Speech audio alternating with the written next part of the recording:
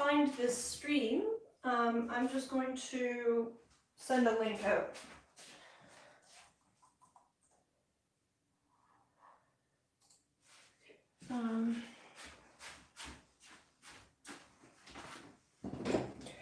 Real quick. And next.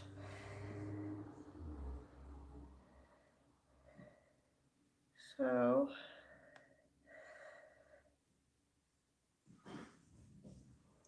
do I currently have a live stream going? Right.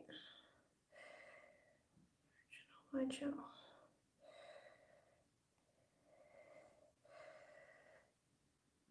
Hi. Hello. Sorry. I am having all sorts of delays today. Let me get the link here.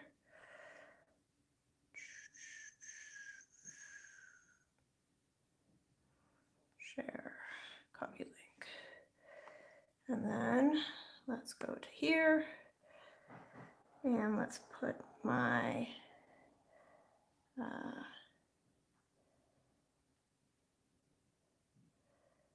oh shoot.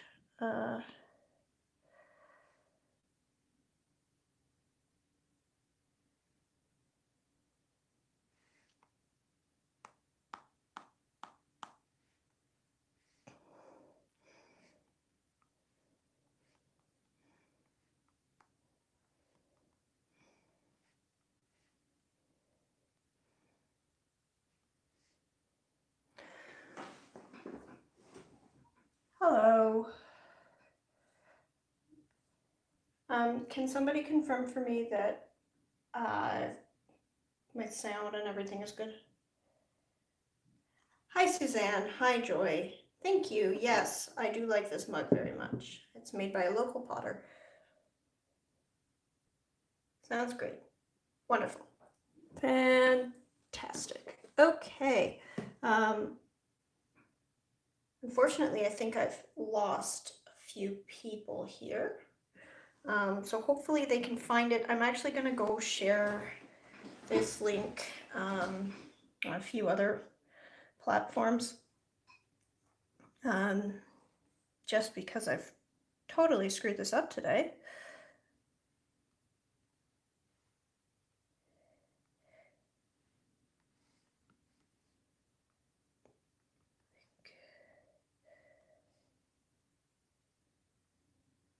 Here. Yeah. And then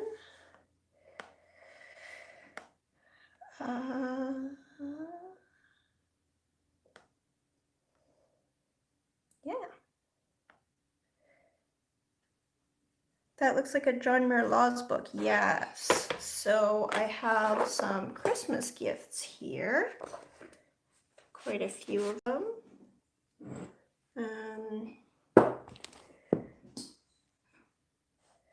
So I've got Eating Wild in Eastern Canada, which has a number of edible plants. I was wondering if people wanted to see some foraging content later on this year, perhaps when it's not snowy out. We do have a white Christmas this year.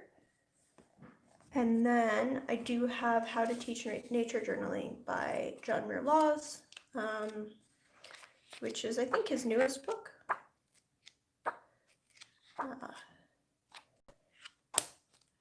And I do have the birds and the guide to nature journaling. So this one's directed at instructors. So I thought this would be interesting since I do teach nature journaling.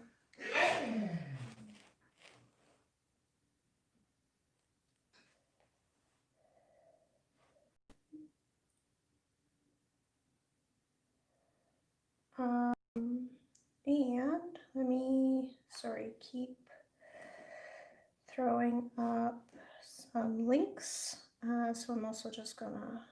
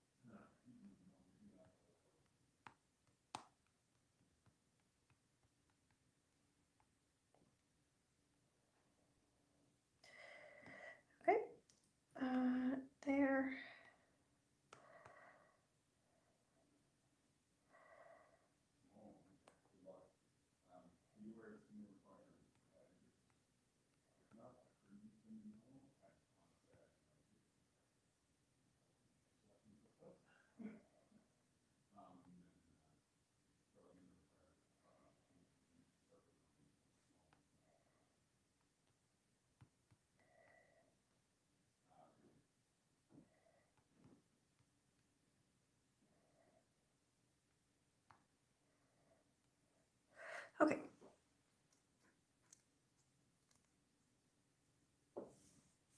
Cool, cool, cool. All right.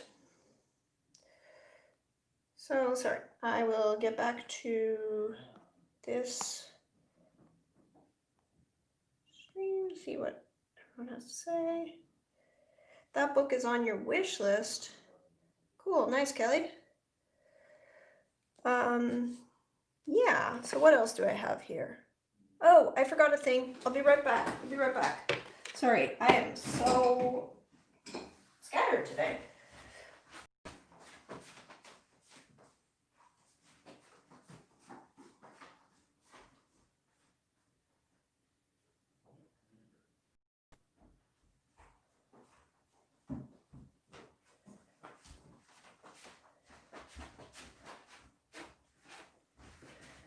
So my most exciting gift of the day is this gigantic, appropriately sized water mug thing. It's like a stein, but it's huge. Holds like a liter of water, which is appropriately sized for how much water I drink these days. And my husband ordered this for me. It's really cool.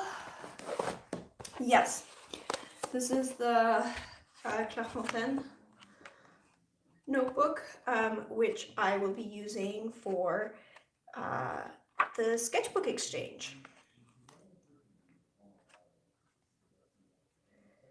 So sleepy. What time is it where you are, Joy?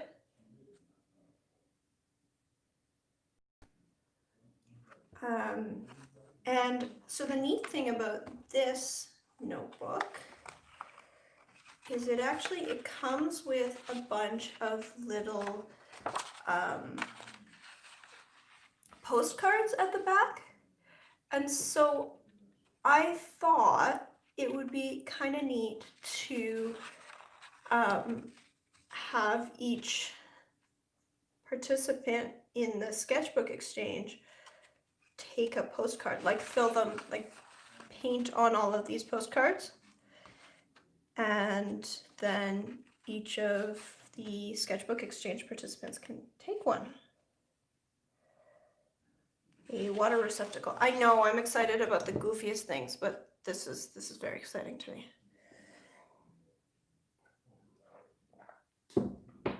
8:30 a.m. I may have worn myself out a tad. Wow. Wow, okay. Yeah, I was safe in bed at 8:30 this morning.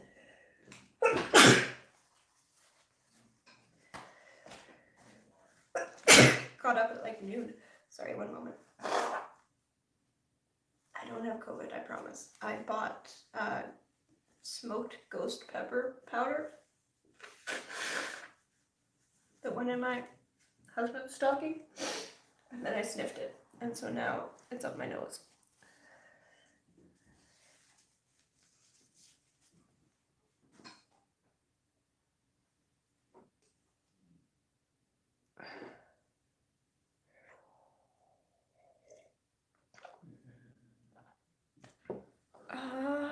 And then these books are not gifts, but they're exciting. So I was going to share these last week, but I got these secondhand,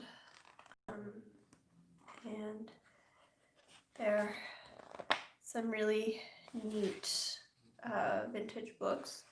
So this one has, this one's about herbs, and it's got some illustrations as well as photographs, and it's a lot about structuring gardens. Love me some books.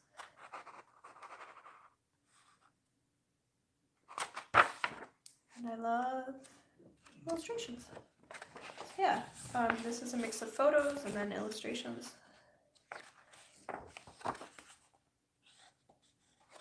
All the different kinds of herbs. Gotta collect them all.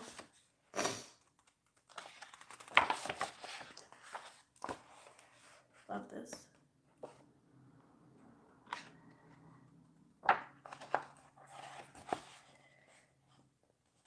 Oh, heh. That's cute. So somebody did receive this as a gift, just not me. Ian's darling received this as a gift for Christmas of 1990.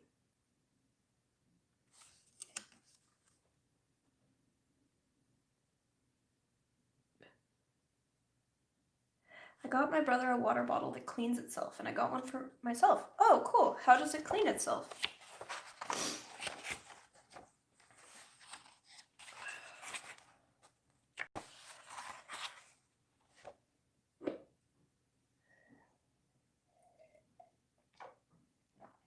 UV light in the lid. Cool. Sweet Sicily. If I started growing Sweet Sicily, it's really pretty, and it tastes like licorice, like sweet licorice.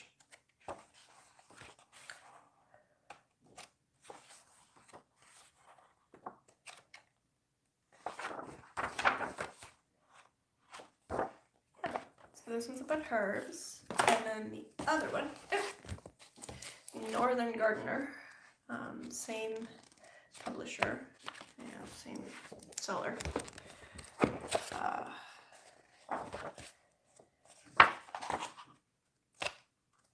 So gardening out here in the cold white north. Hi Stephen, how are you? Merry Christmas. I used to semi-collect herbs. I love herbs. Anyway, so this one has fewer illustrations, but I got it as a bundle.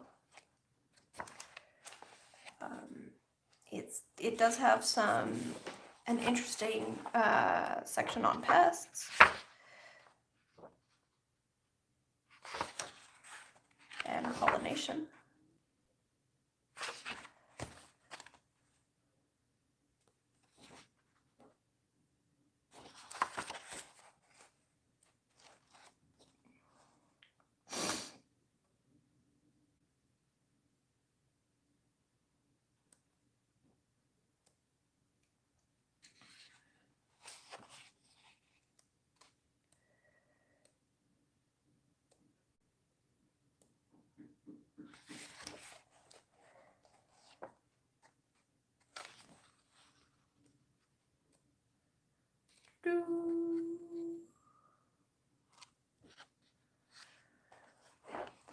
So yeah, I'm not really sure what I'm doing on today's stream.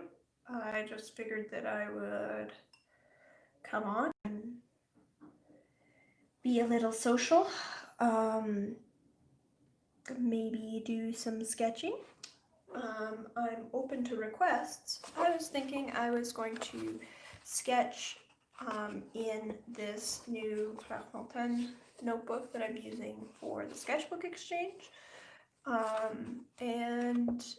So if any of you have any requests about what you would like to see me sketch, I am totally open to suggestions today.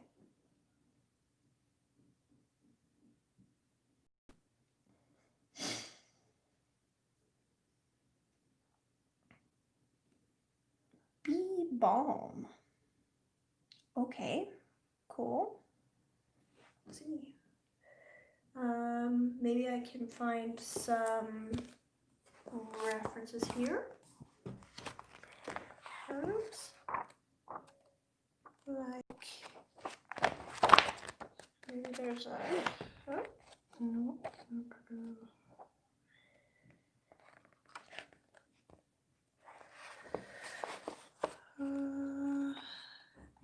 What's bee balm? Bee balm is Monarda. So let's see how they've. Okay, bee balm. Virgo. Wild 97. So like this stuff. This one.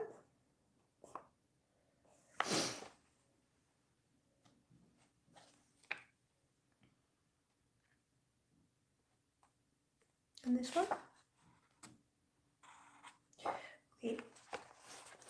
So let's see how many references I can get across several books, so that I'm not just copying one image.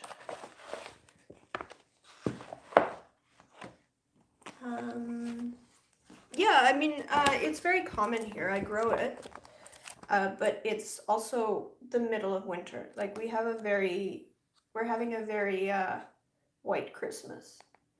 I can maybe move the camera to point out the window in a moment, but I'm not sure if I really want to do that. But yeah.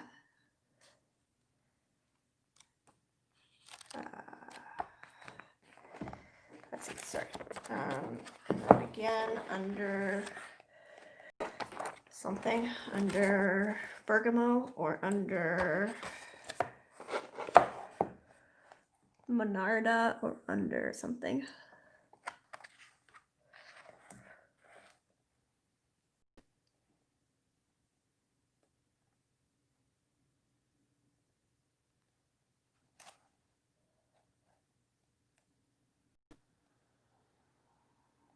One 37. 37.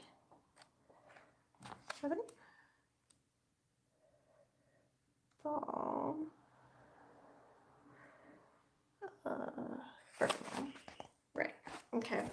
This doesn't really have much of an illustration here, but this is all it's got. But I do have other books. So let's see what I can do in an old-timey way to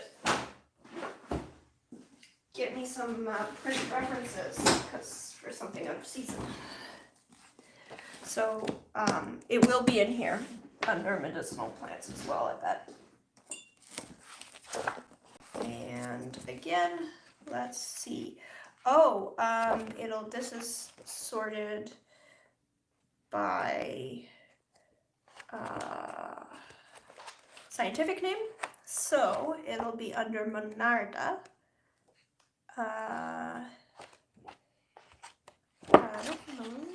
Malva, Menta. I'm surprised it's not in here. Oh well, that's too bad. Okay, do I have other references for it? Do I have my own artwork references for this? Maybe. Yeah, well, I mean, it is used as a medicinal. I might have my own artwork references. They're old, but probably somewhere. One moment.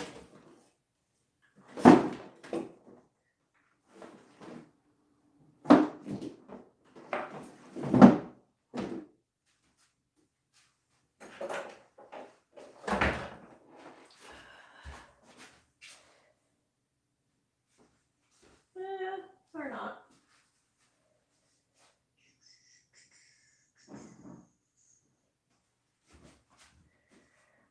Okay.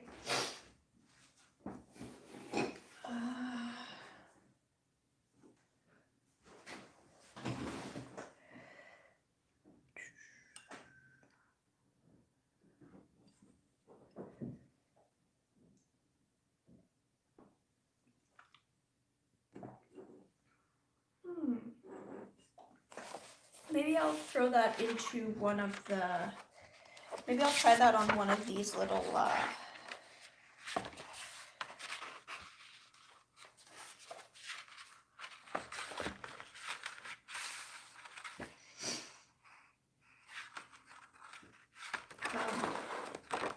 postcards on the back here.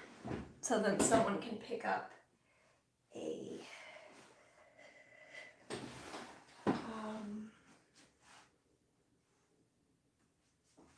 wild bergamot illustration.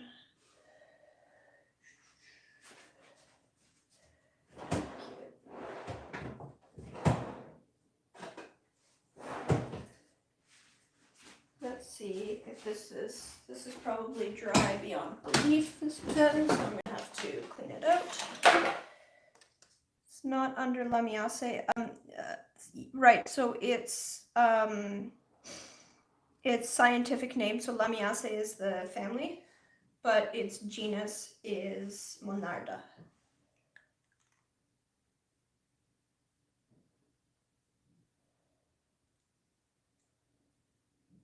So it is a mint, like it is in the mint family, but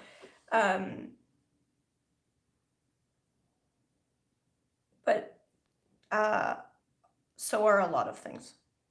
Like basil is also in the mint family, but it would be under Ocimum. The book didn't use family names. No, it used genus species to sort. So, like the way that it's sorted,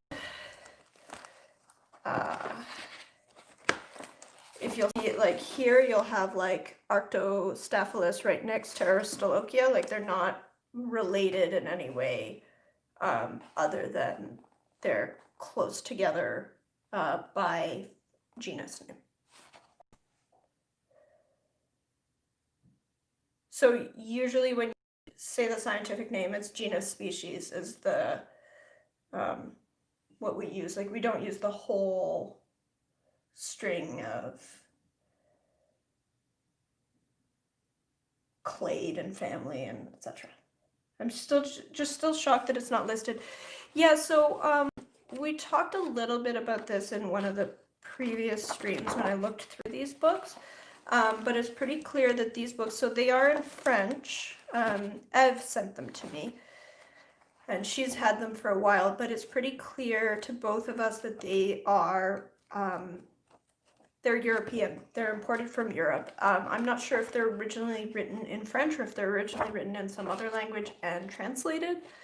But in any case, they are shifted towards having the European species of things. So even though I'm in North America, they don't have as many of the North American versions of species. And so the whole Monarda family, the whole like bee balm and Oswego tea and wild bergamot and all the other versions of it are they're all native to North America. So they're less likely to show up.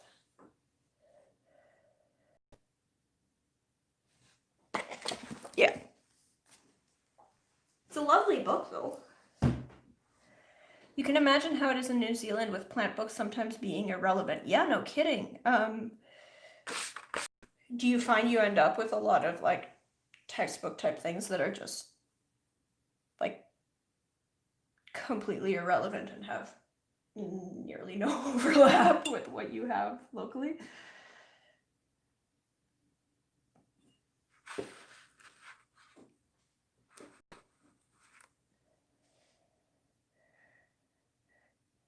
The thing is, between Europe and North America, at least many of the species, there's a similar one in Europe, which is, you know, that's I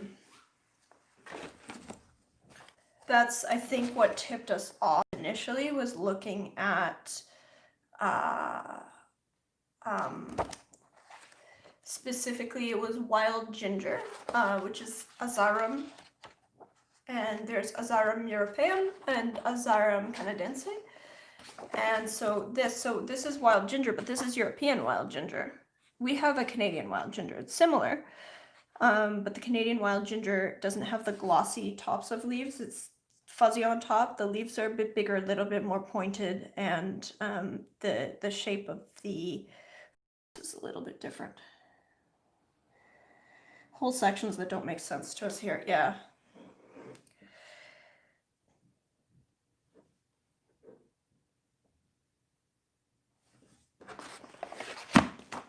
Okay.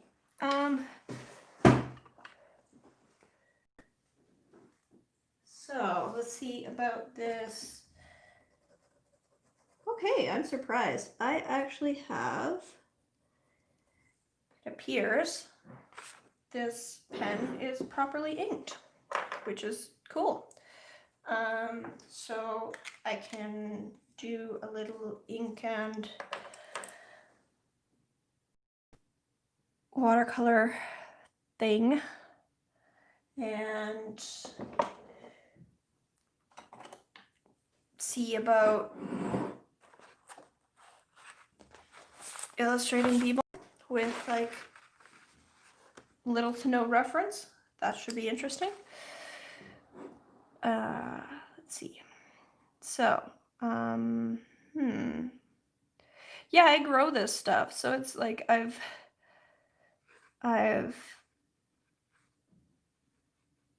seen it lots of times. Not going on nothing, but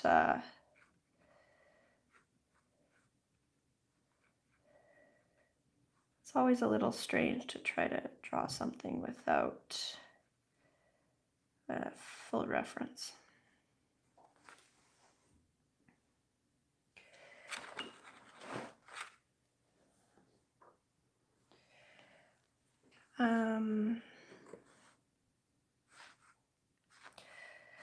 So,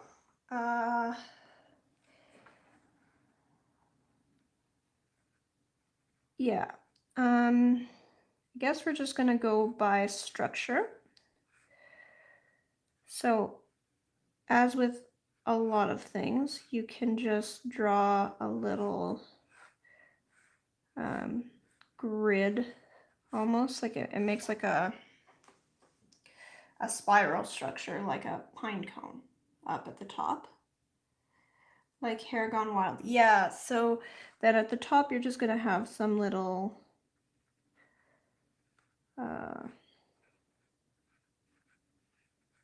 round bits up like this. Let's see, something like this. And then you can have, yeah, they've got these crazy things. So let's just sort of get into this with some pen so that you can see what I'm doing.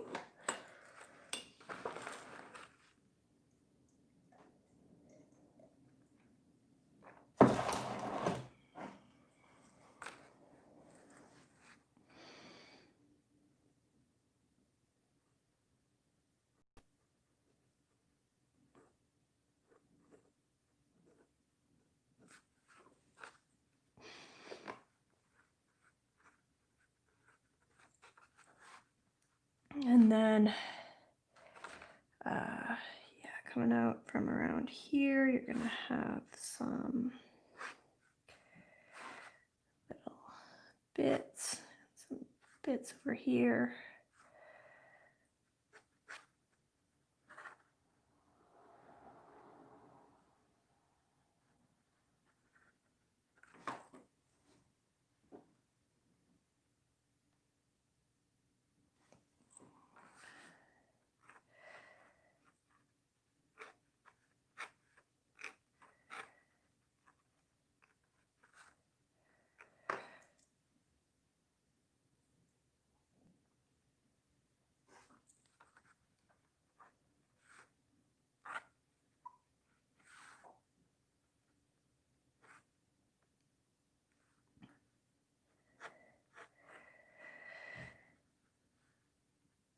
And some really weird sepals down here. They are really strange little plants.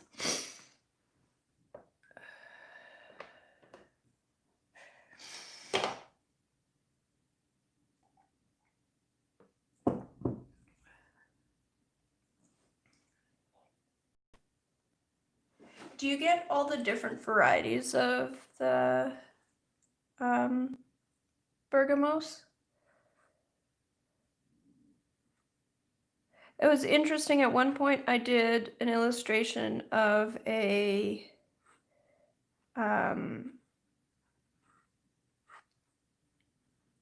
one of these wild bergamot or Oswego tea or something, but one of the cultivars, like one of the nativars, that's really, really hot pink and quite large. And I submitted it when I was doing program 8. One moment. Ew, gross.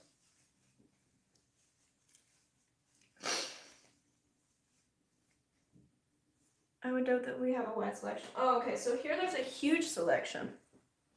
And they come in a range from like light pink all the way to dark purple, going through all kinds of reds.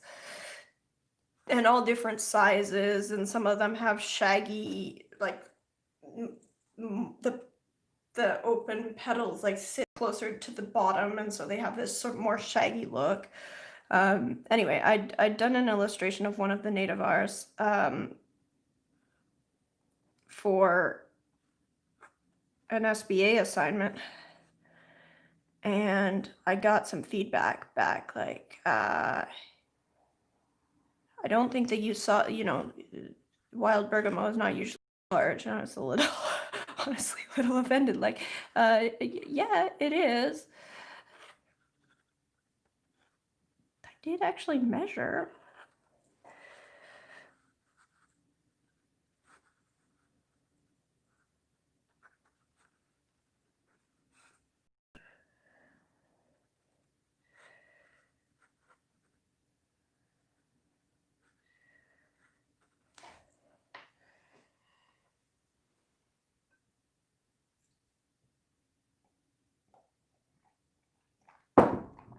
Oh, but you have such crazy things where you are too.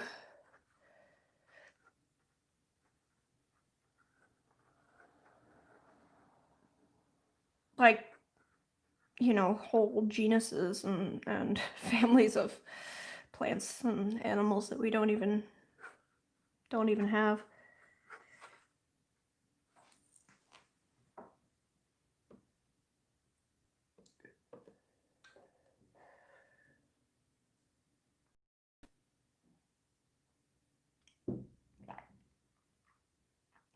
Not usually, doesn't cover the variation in a lot of cultivars. Yeah, so that's what's interesting, is like a lot of our these native plants, I would have expected in some ways almost to see more of the cultivated varieties make their way out to other continents, because as you said, like the actual, like the native varieties are, I mean, they're very interesting, but yes, not exactly what you would necessarily think of as a pretty flower.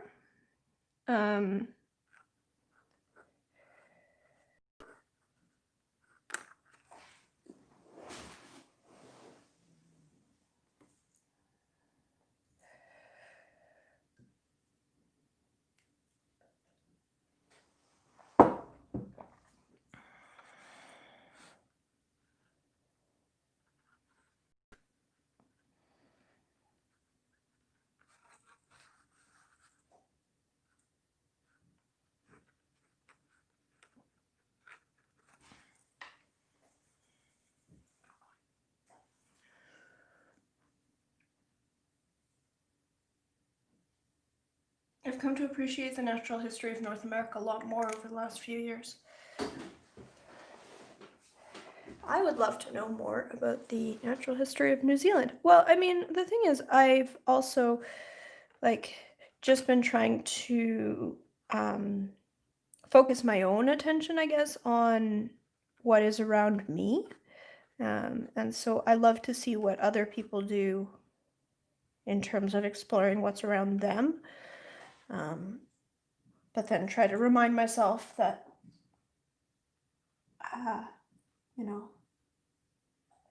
that doesn't make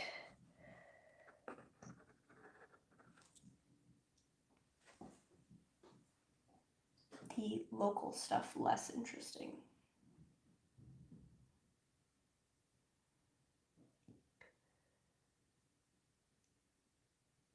I hope folks don't mind I'm chatting the most. I'm just guessing your hands are busy elsewhere on Christmas. Oh, yeah. No, I think this is great.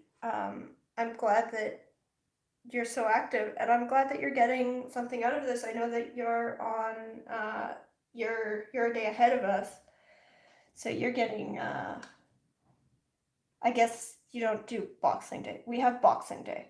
Um, Although, interestingly, so we're going into lockdown. The entire province is going into lockdown tomorrow. Um, Usually the day after Christmas um,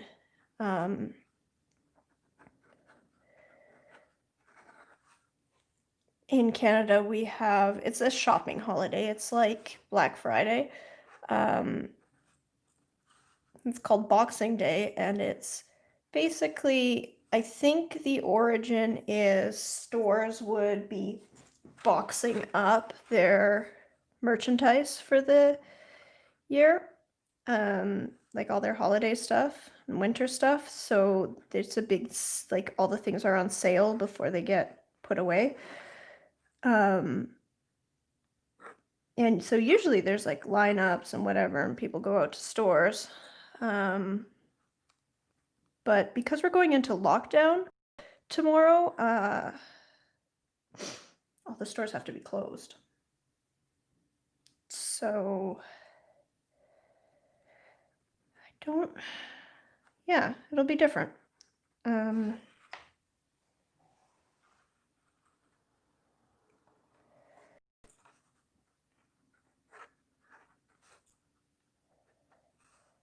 yeah, it's been a weird year. It's been a super weird year. We have Boxing Day. I might see about games on sale. Oh, okay. And you also have, one of the few places in the world that are less disrupted by COVID.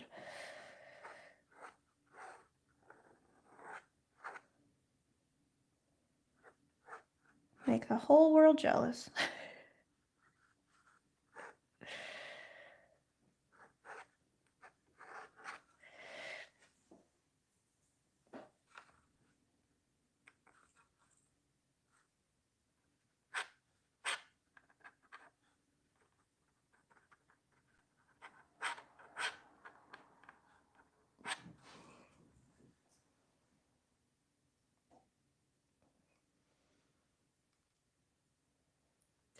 I guess Boxing Day then is originally a British thing, which is why it's Canada and the UK to some extent, but less so the US. I mean, now they do anything, right? But we didn't used to have Black Friday till quite recently because we don't have Thanksgiving at the same time.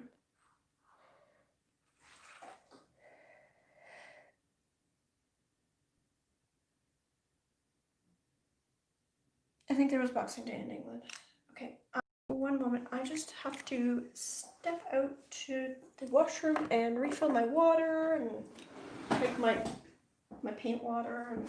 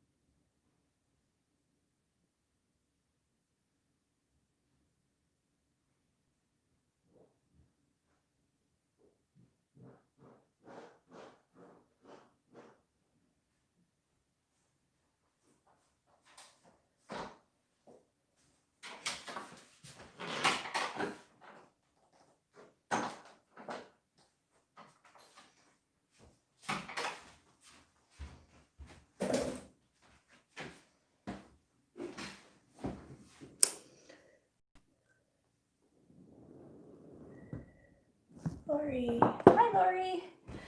Merry Christmas. Retailers nowadays have to copy major American retail events because of online shopping. Right, exactly. So it just didn't make sense up until online shopping was a major thing, because, like, so you're just going to have a big retail event on a random Friday when everyone's at work, because we celebrate Thanksgiving several weeks earlier. Just being further north, our harvest is several weeks earlier. And also, we don't celebrate on a Thursday. So Black Friday doesn't really make any sense in Canada. But nonetheless, we now have Black Friday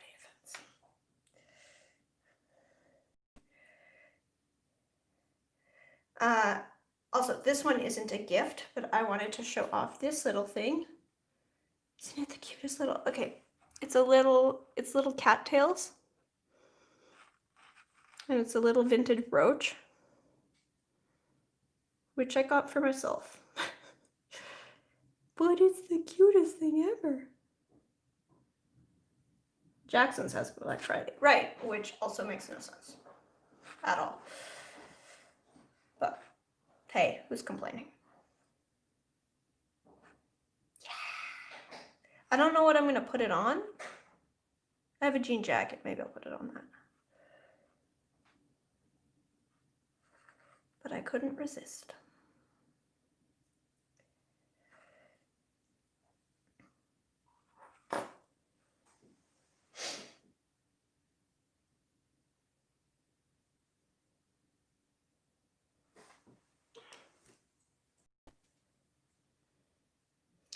Does anyone have any preferences or suggestions about what paints I should use to paint this with?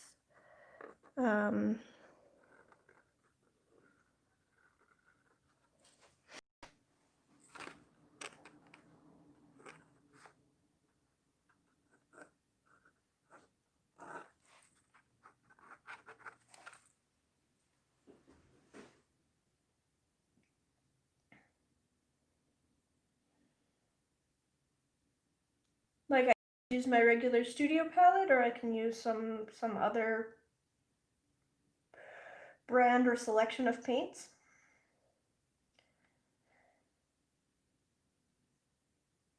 Merry Christmas, everyone. Cute Cattails Lee. Today I'm drawing greyhounds. Hi, Sally.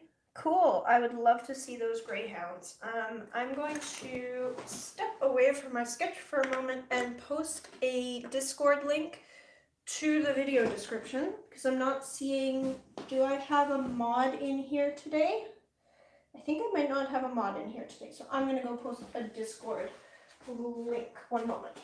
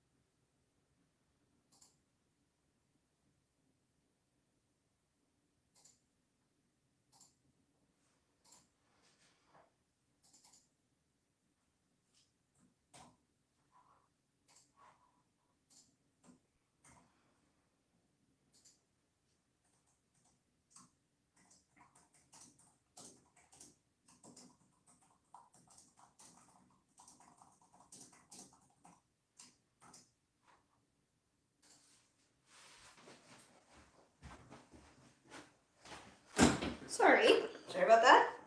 Going to forage for the food in the kitchen. Be right back. The sketchbook sure looks amazing. Merry Christmas. What sketchbook are you using? Would it be good for colored pencil? Okay, so this is, and I'm using it upside down. That's exciting. This is a Clairefontaine watercolor sketchbook, which I got at SciArt in Canada. But I'm not sure where else it's available really. I think they're kind of new. It would definitely be suitable for for colored pencil. It's got a very smooth paper finish. So even though it's a watercolor sketchbook, it's a very, very smooth hot press. So it would definitely, and it's also a fairly hard paper. So it is, yeah, I think it would be definitely quite suitable for colored pencil. In fact, maybe we can try that. Maybe I'll do this in colored pencil, if you want, just to play with some colored pencil. Sorry. And we're back. And I've lost a bunch of people in chat. Sorry, you had asked about colored pencil. I think it would be great for colored pencil. It's very smooth paper.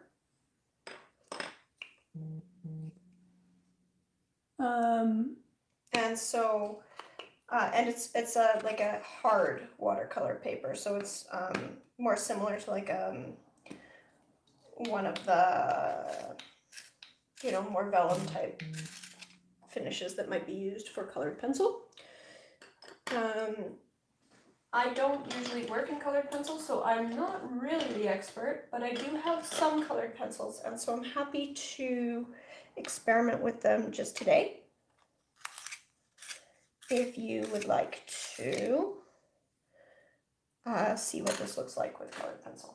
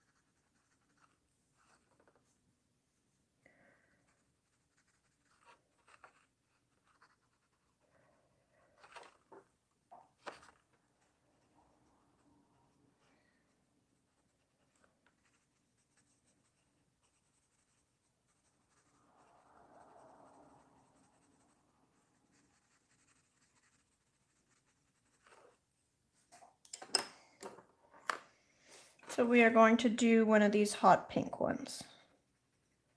So this would be something more like a native art. Like usually I think the native ones are, like the actual wild ones would be either more,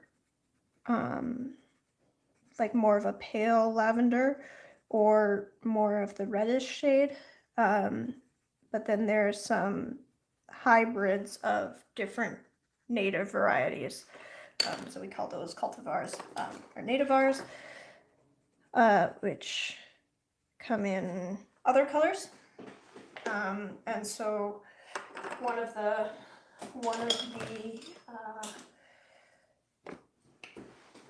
bee balm varieties that I have in my yard, for example, is a very, very hot pink. So I'm gonna trying a very, very pink one, just for fun.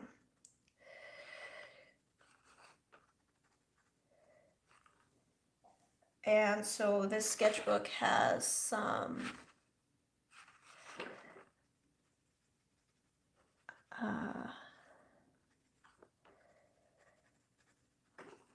what was I saying? This sketchbook has some postcard sections at the back. And since this is going on a sketchbook exchange, I figured I would just sketch right on them, as well as at the front. And then each of the sketchbook participants can take one of the little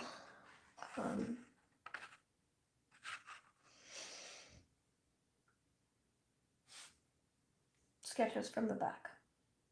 Are you using Faber-Castells? Mostly, yes.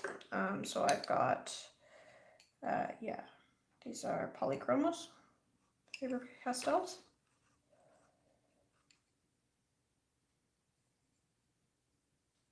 Again, I mostly work in watercolors, so yeah, I barely touch colored pencils, but I do have a few, and sometimes they're fun. It's also nice because a bunch of other people work in colored pencils, so it's nice to be able to at least, you know how to compare.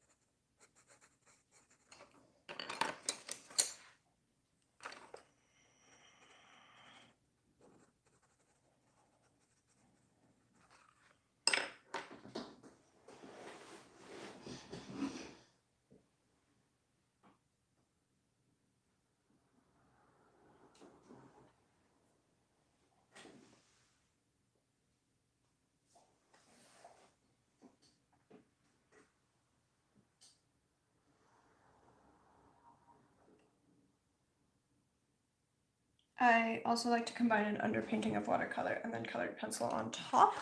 Yes, so I used to work like that for a while, especially as I was adapting to watercolor. At this point, I find that I actually have more control with watercolor. I also get overwhelmed by selection with colored pencil, where I find that I'll have a bunch of different colors here and I'll just like lose track of one and get confused. I find, weirdly, I guess, watercolor a little bit easier to keep neat.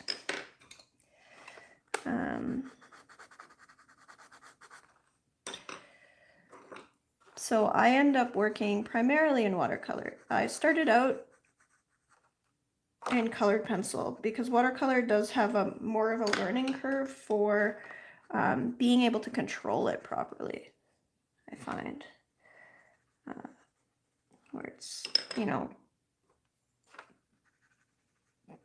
pencil, you don't have to worry about things like water and flow and whatever. Just focus on drawing. But then at this point, I find watercolor a little bit easier to work with, and faster. And so I have ended up just mostly leaving the pencils aside. There are a few circumstances where pencils are preferable. I mean, also, like, if you're going to be sketching in a museum, having water out is kind of a problem.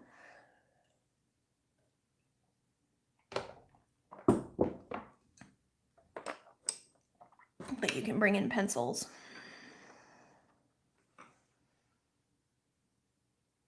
Yeah, so there's this whole extra layer where there's like more, um, I would say that there's plenty of technique in colored pencil too, but, um, you know, it's friendlier, I think, to get a good result. Even though I would expect takes just as much to get a great result. You know, there's just as much techniques to learn, but you can get a decent result with colored pencil without having learned all the little details of how to optimize it.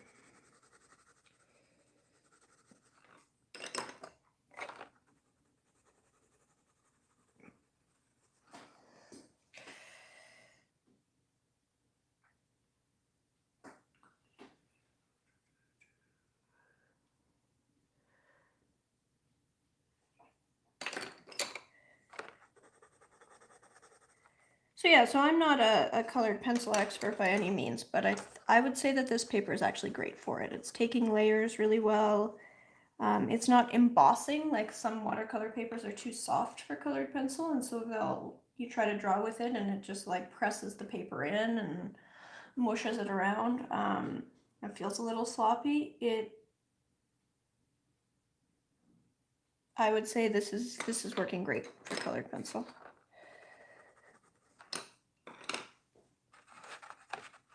Yeah, the only downside I would say to this sketchbook, I mean, first of all, is just availability. It's not super widely available. I got this at one Canadian art supply store, but I haven't seen it anywhere else. Not that I've been searching that hard. And then I guess the other thing that would concern me about this is the price. This was 50 Canadian dollars, originally priced at SciArt. So that's about 40 bucks US, 35, 40. Yeah, so that's fairly pricey for a sketchbook this size, but I do like it. Another similar one to consider is the Etcher hot press sketchbook. It's got somewhat lighter paper, but it's a little bit more affordable. It's also 100% cotton, also has a pretty smooth finish. I think would probably also be pretty suitable for colored pencil. Or if you're working in colored pencil and don't care as much about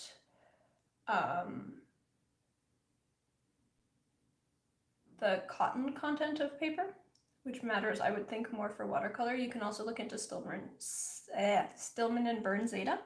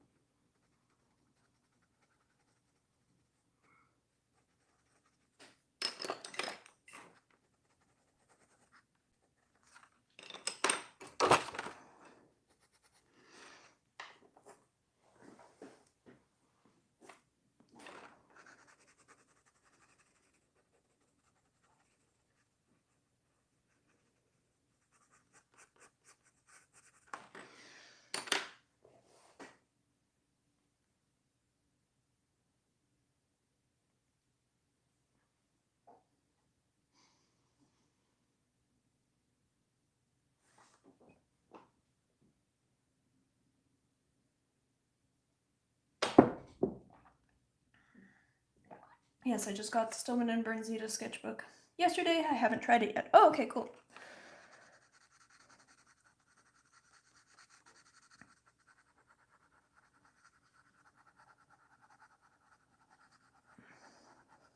So if you want more of this kind of discussion, I've left a link in the video description for this video for my Discord channel, where throughout the week we have a whole bunch of art nerds discussing various science and art topics throughout the week. It's like the discussion in this chat, but all week long.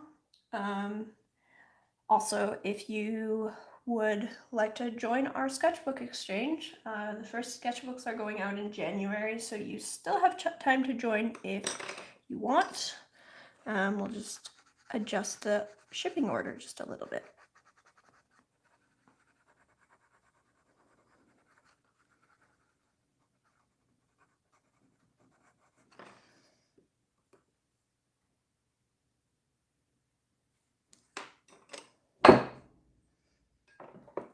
Also, that's where I'll be posting pictures of the cinnamon rolls that I'm making later today. I started making them, well, I started prepping yesterday, but then I was just so tired last night, so I didn't get them ready in time to have, you know, to rise and put in the fridge to just heat up this morning. So then I'm gonna make them this morning, so I'll make them this evening after the stream. Check out the Discord channel. Thank you. Great. I notice you're using white more than if you were using paints. Yes, so in colored pencil, if you just use a single layer, like a really light layer of one color, you'll get a sort of speckly texture. So the white in colored pencil works to blend out. So you're not really using white to add highlights necessarily, but to blend the transitions that are there from white to another color, so that you don't end up with just like a pencil pattern or little speckles where you've got little bits of pigment. You're using it almost like a water wash in watercolor.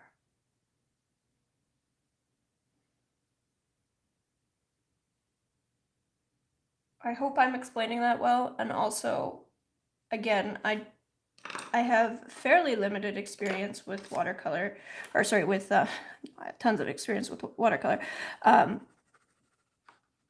I have fairly limited experience with colored pencil as like using it professionally. So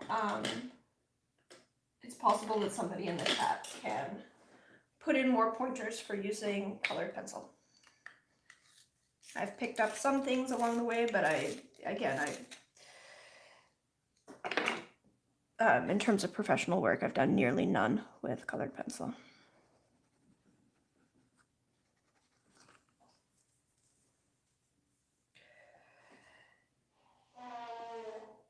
You're using white as a blending tool. There are also blender pencils. There are, but because I'm blending to white, so I would use a blender pencil. In fact, I don't own a blender pencil, so when I would use a blender pencil is sort of irrelevant. But I would think that if you are mixing darks and you want an even mix of darks, that's where a blender pencil comes in more handy. But here, what I'm doing is I have a middle tone that I want to blend out to white, and I want it to be smooth-ish. So I'm applying white over the white of the paper and into the sections where I have a little bit of pigment to achieve a smooth transition there.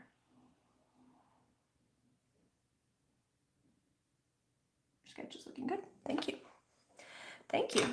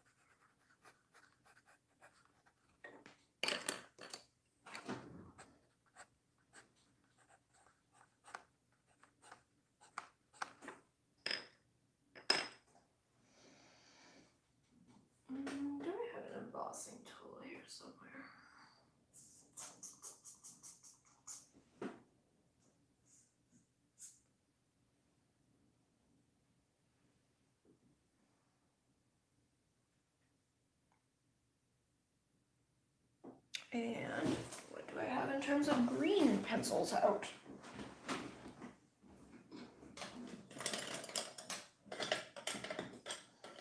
Apparently I don't.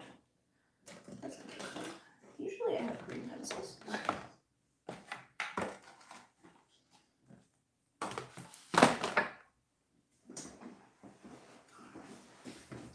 Just a moment.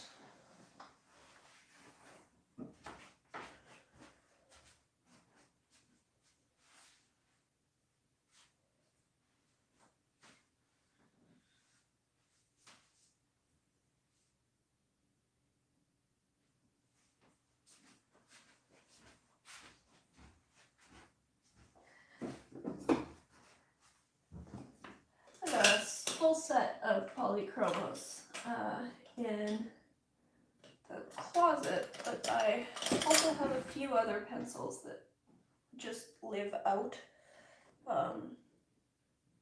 just for quick sketches and stuff. Usually there's some green ones out, but I don't know what I did with them.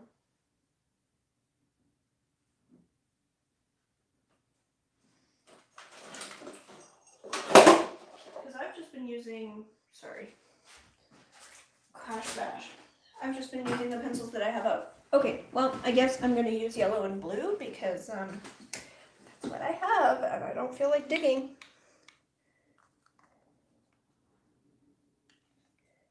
Barry says, hi, this is my first time catching a live stream of yours. I discovered you after finishing my first scientific illustration job and interested in getting into color botanical work. Love your work. Thank you. Cool. So what was your first scientific illustration job?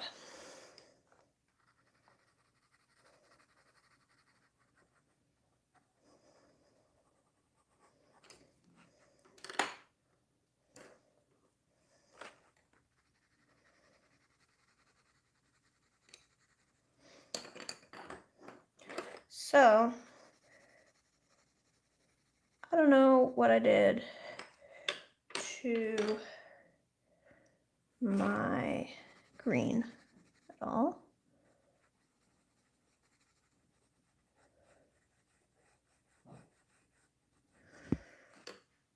But we're just going to use some, we're just going to mix them up then.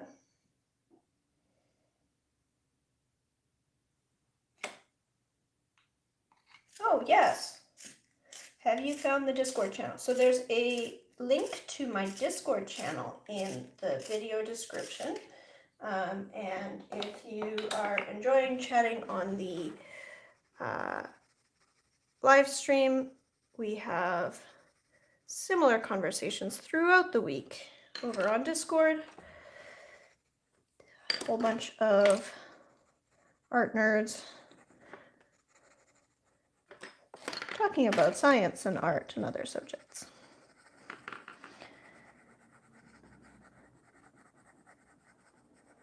So it's like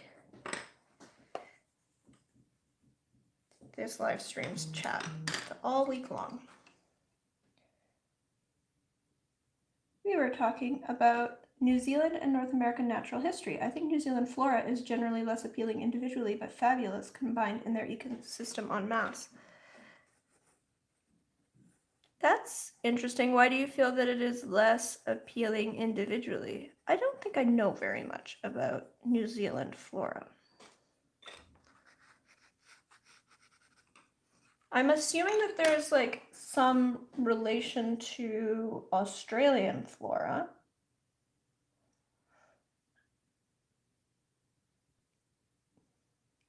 Except Pohutawaka. That's gorgeous everywhere. What is Pohutawaka?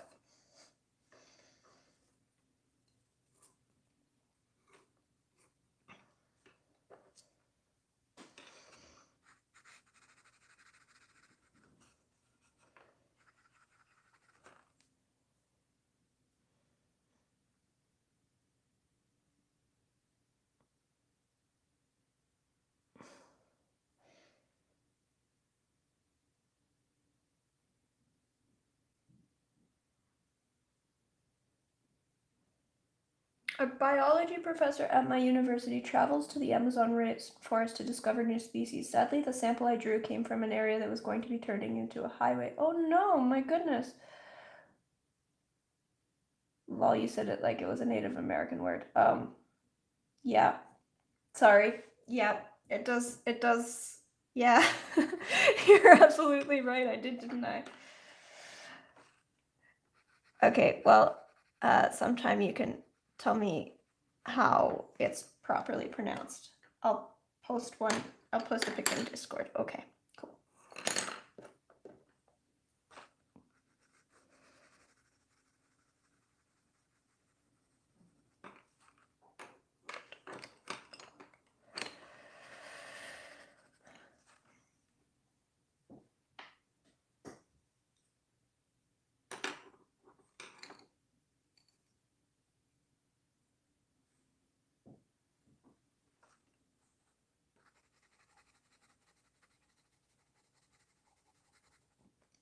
And Derry, that's a really cool.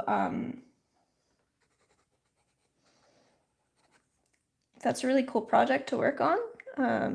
Although yes, that is super sad that it's being paved over. Is this in Brazil?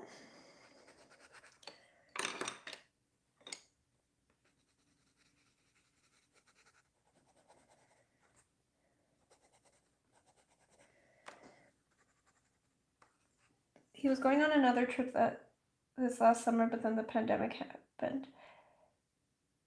Apparently every new species need to have a full illustration. That's really cool.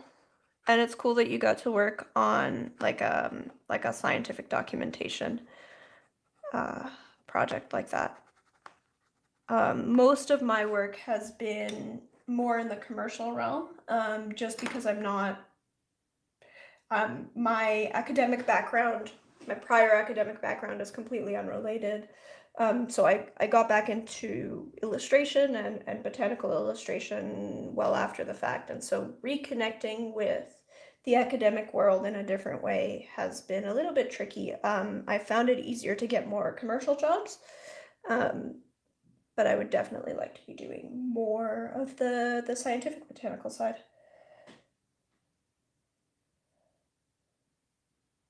A lot of lovely forests are composed of trees that are maybe unexpectedly prickly or not really exciting on their own, but gosh, they're nice forests.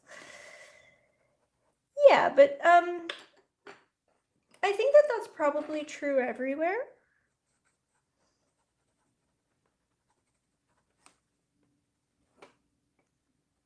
Like individual plants sometimes are, well, a lot of them are just kind of weird.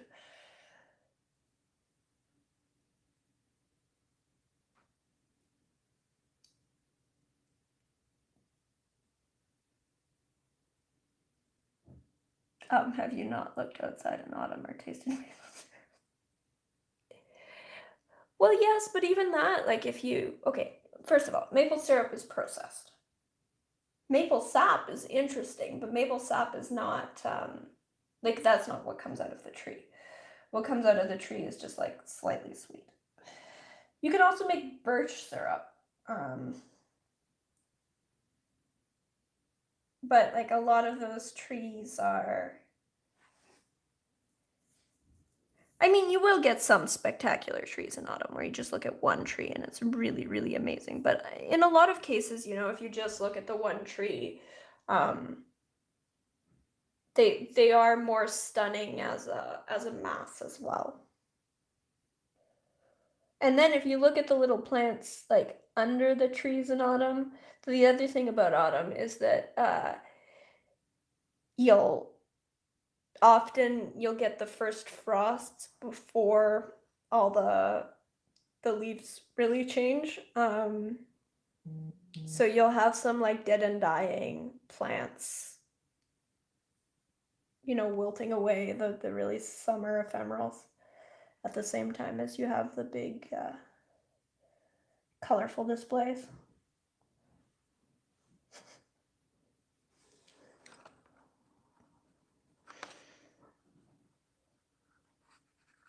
Not that I'm complaining, like I love it's autumn is one of my favorite seasons, and I love the colors. I'm not saying that it's not spectacular. It absolutely is. But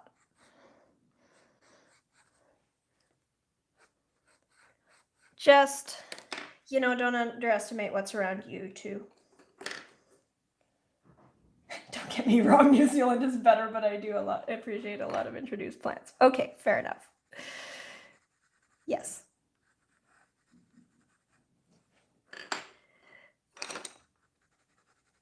I mean, okay, yeah, your government is certainly better.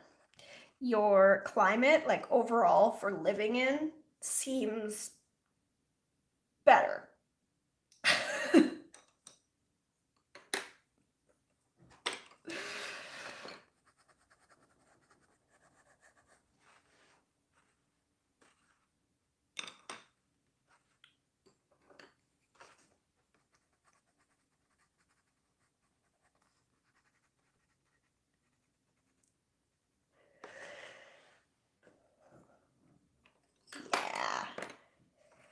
Yeah, you just have this one inconvenient little detail of being over on the other side of the planet.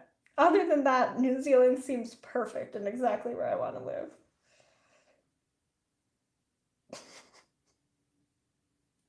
But see, there's this inconvenient thing where all of my family is here, all of my friends are here.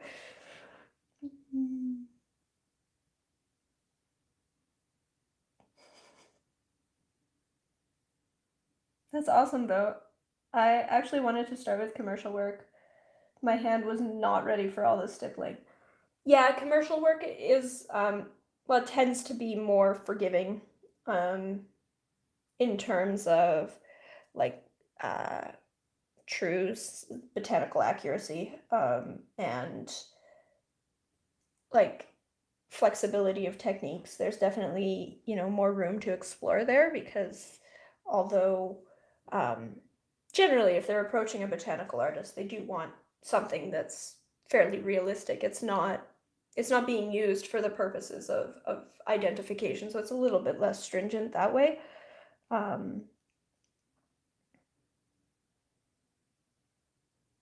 But yeah. Suddenly this year being remote hasn't been such a downer. Yeah, no kidding. No kidding. I mean, to be honest, New Zealand was always kind of this like, oh, well, really cool, but all the way over there. And this year it's like really cool and all the way over there. It's great. It's great. We can't, oh my goodness. Like the contrast with our border, the world's largest unprotected border. And who we share it with.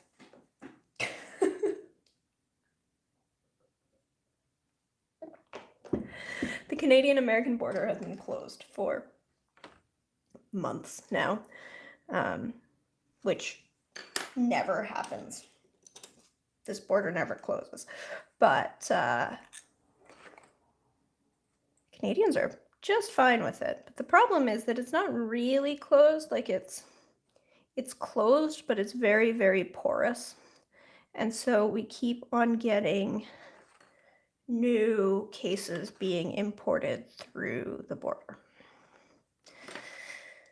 because we didn't really close it properly, which is sort of closed. It was sort of half-ass closing.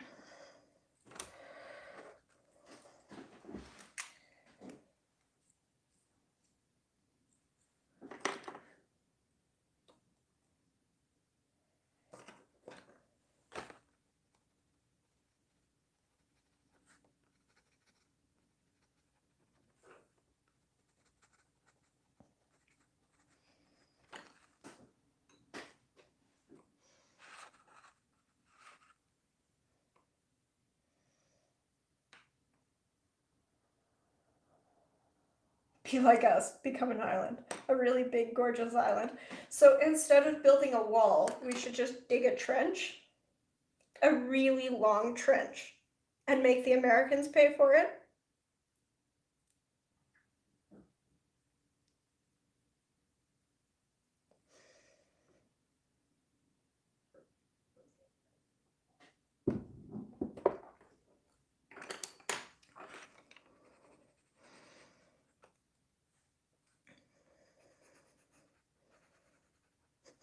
Can you imagine the earthworks? Build that trench. Build that trench.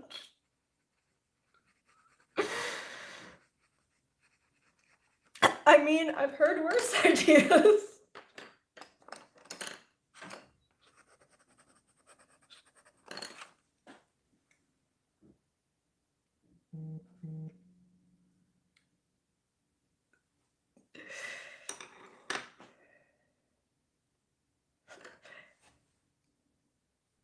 It'll be a huge trench. A beautiful trench.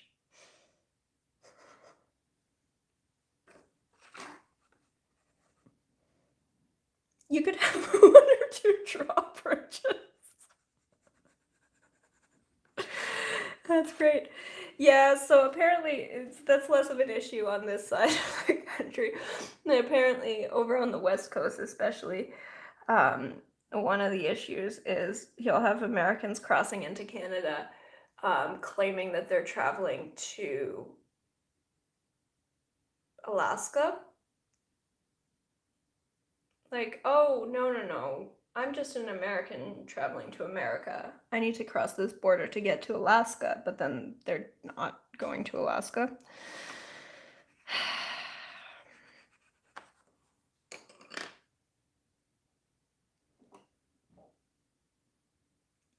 Hi, Lauren.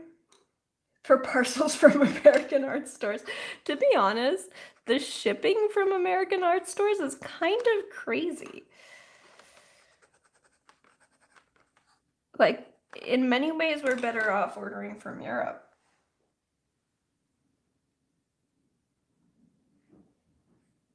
But just for art supplies, like other things, it's cheaper to get from the States. I don't know why art supply stores specifically have such crazy shipping from the States, but they do.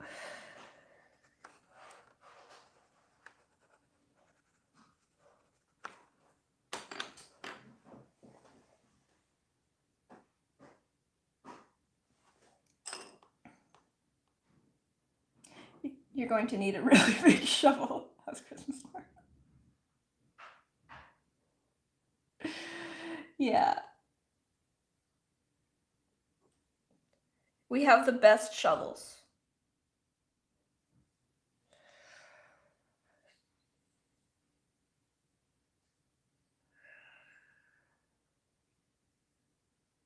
Made Chinese-ish food, by the way, and sent you pics. Okay, I will check our little food channel afterwards.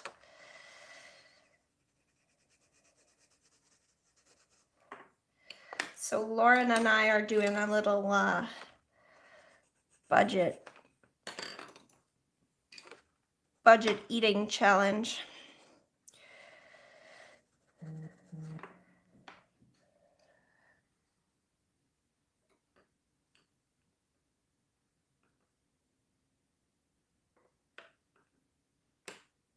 Christmas was yesterday, just lovely things. Chinese-ish food. Yeah, so I made fried rice last night and told Lauren that Christmas just doesn't feel like Christmas without a family trip to a Chinese restaurant. So I made, you know, something like Chinese takeout at home. Just made some fried rice.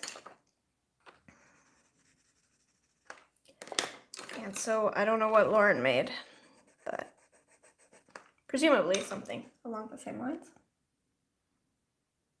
Family Christmas, nice. Yeah, we had to do family Christmas over video chat, unfortunately, this year.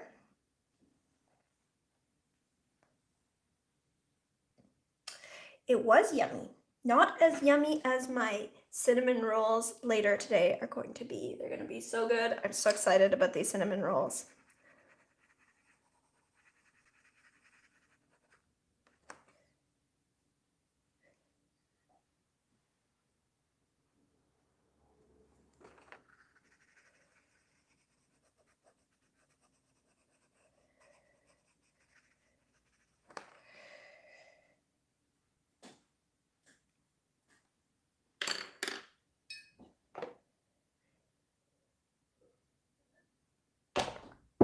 FedEx some to me.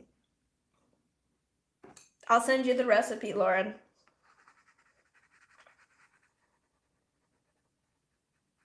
that better? Okay. Get Mom to make some. I don't get care packages like you do. So jealous. Oh my goodness. Okay, so for those of you who don't know, Lauren is my younger brother. He lives down the street from my parents, and my parents are recently empty nesters. Lauren's much, much younger than I am. And so they have been delivering care packages to my two youngest siblings who live in town. And then my older sister and I just get treated to the pictures of all the tasty care packages that these two younger ones get.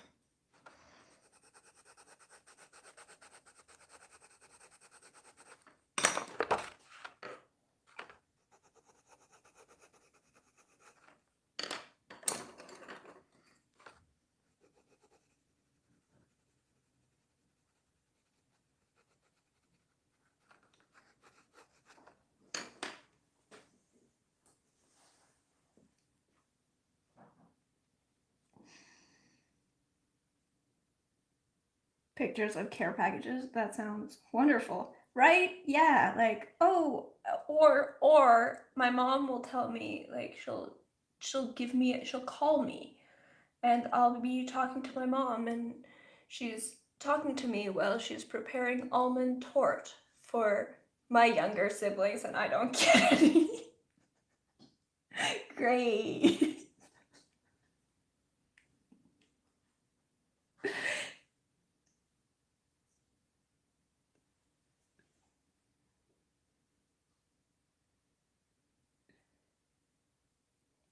Anyway, Lauren, maybe you can convince Mom to make some cinnamon rolls.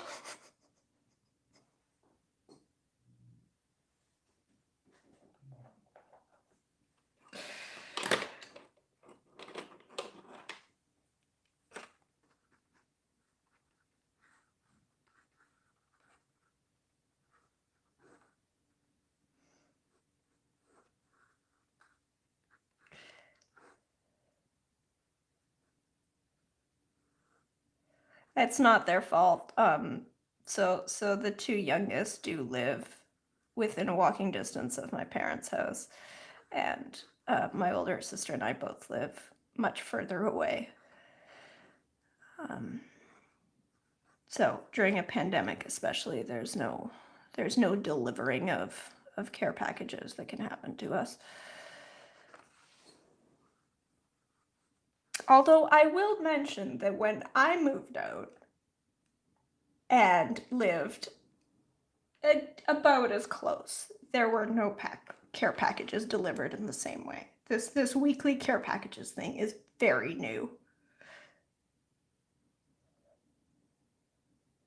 Walking distance. Lauren, you're literally like 2 blocks away. How is that not walking distance? Misha's a little further.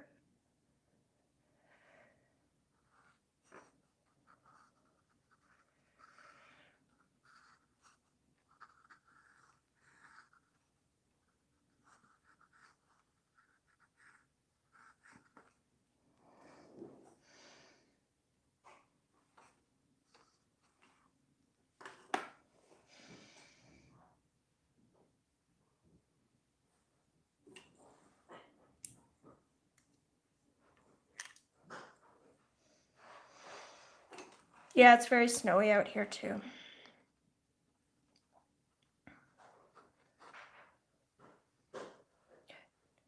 Actually, Jordan.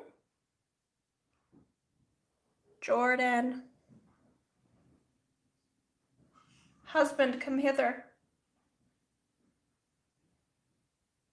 Jordan. Can you get some pictures of the snow? You want me to just Google chat see some pictures of outside? Yeah. Okay. Just because by the time I end streaming, it's gonna be dark. And I bet there's some people in New Zealand and stuff that would like to see the snow. Okay, I'll go take some pictures. Okay.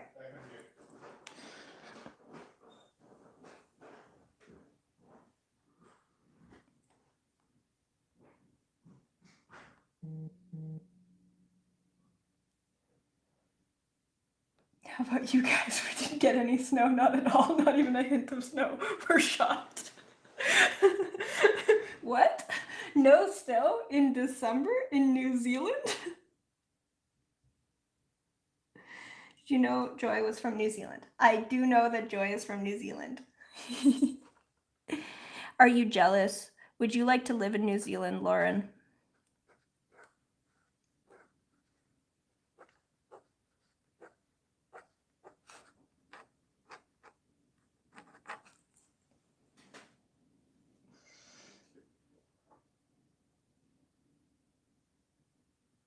Yeah. Well, maybe we can go visit Joy when we do our little Korea trip. How's that sound? That's sort of in the same quadrant of the planet. This is a fancy pen. Was rather expensive.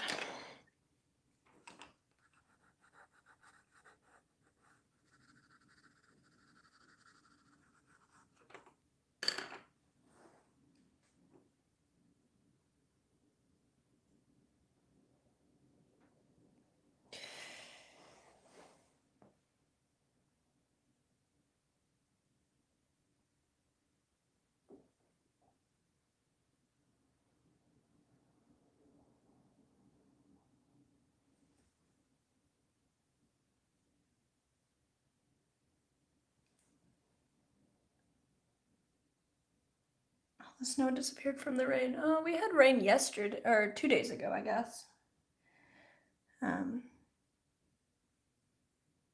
New England. Okay, cool.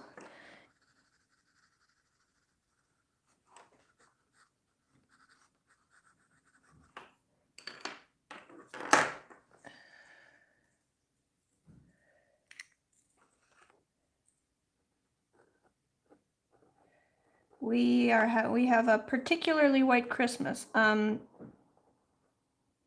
in Southern Ontario. Well, Lauren's in Southern Ontario. I'm more like Southwestern Ontario in Canada.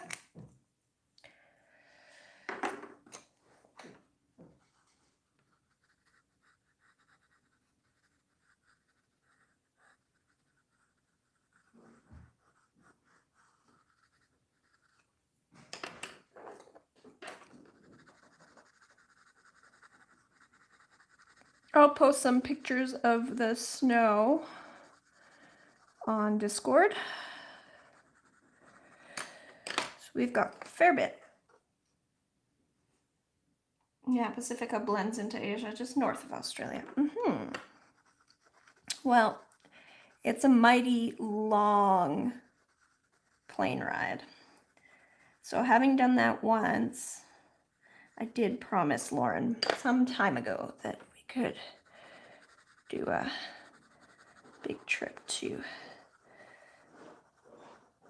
Korea at some point. I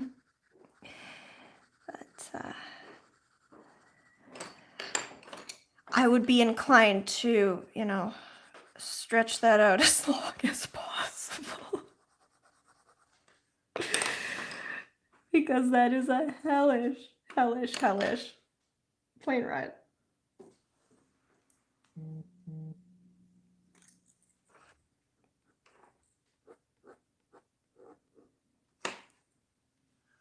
I've sent you 11 pictures of the course. Cool. We have 10 to 15 centimeters of snow. Yep. Do we need to shovel? Do we need to shovel? I guess we probably do need to shovel, don't we? Okay.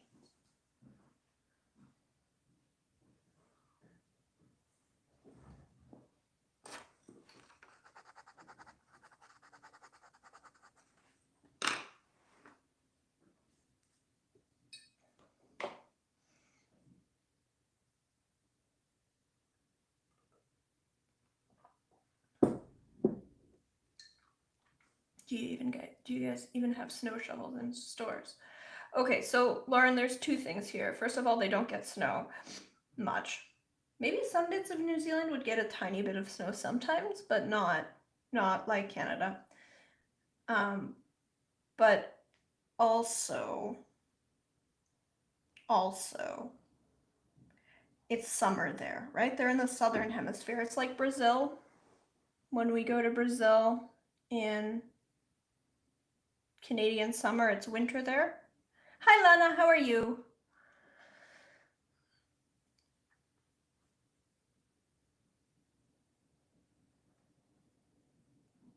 And so, I don't know, Joy can answer better, but I would assume that snow shovels are really not a priority.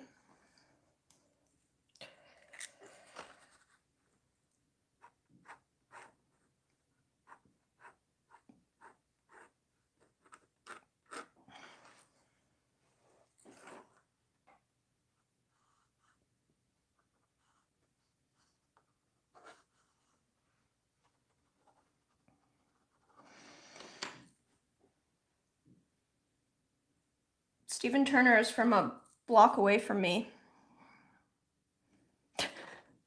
Well, from. He's born in the UK, but he lives a block away from me.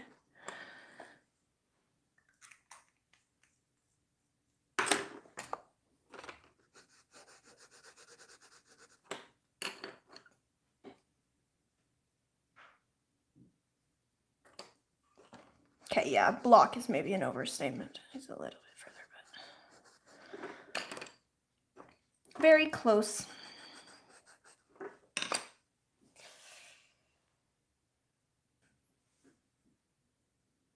Some parts of New Zealand are at a higher elevation, so the snow can be considerable. New Zealand has one of the two cities closest to Antarctica, but snow is not like I anticipate. It must be in a lot of Canada.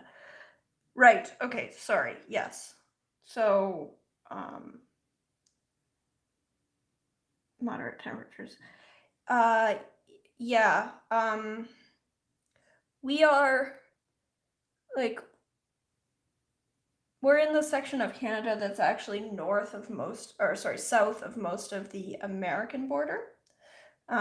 So the 49th parallel draws out the majority of the Canadian-American border, but then Ontario sort of cuts in. And so we're in that further south section.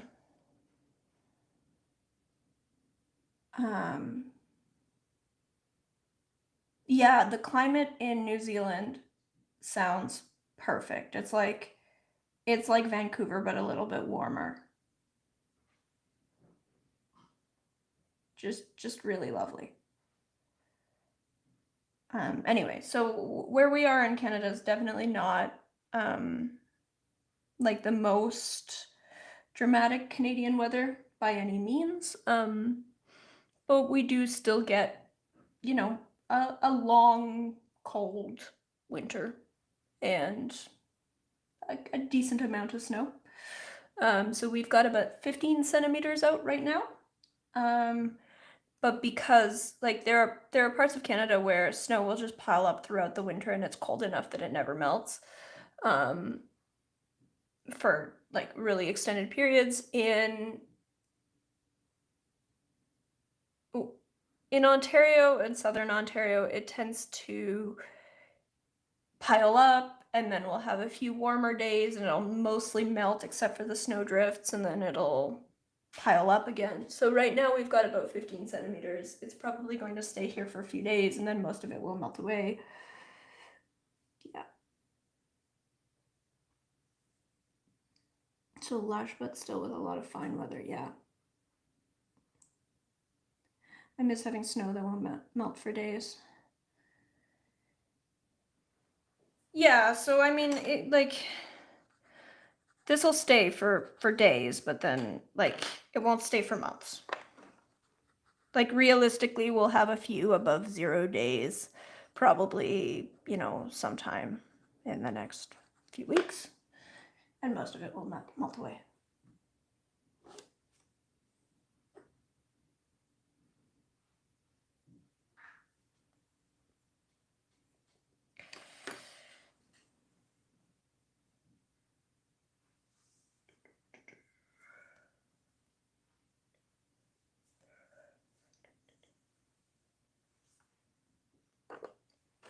Here, I'll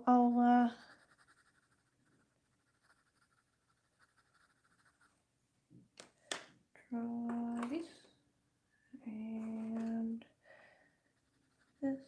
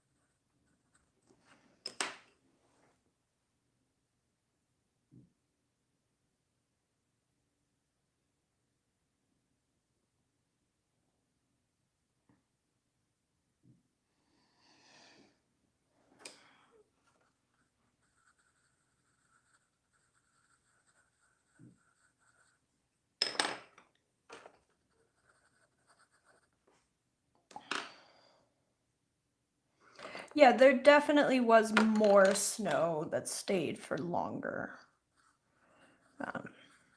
in years past.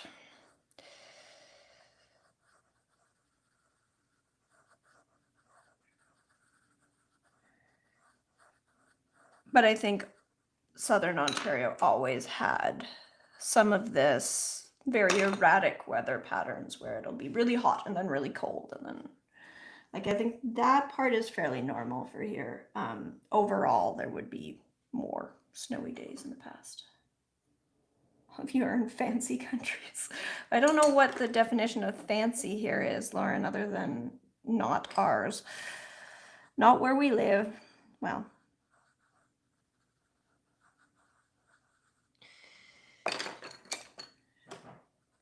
But yeah. There's people from all over. I think it's pretty cool. I would argue Canada is fancy and New Zealand too.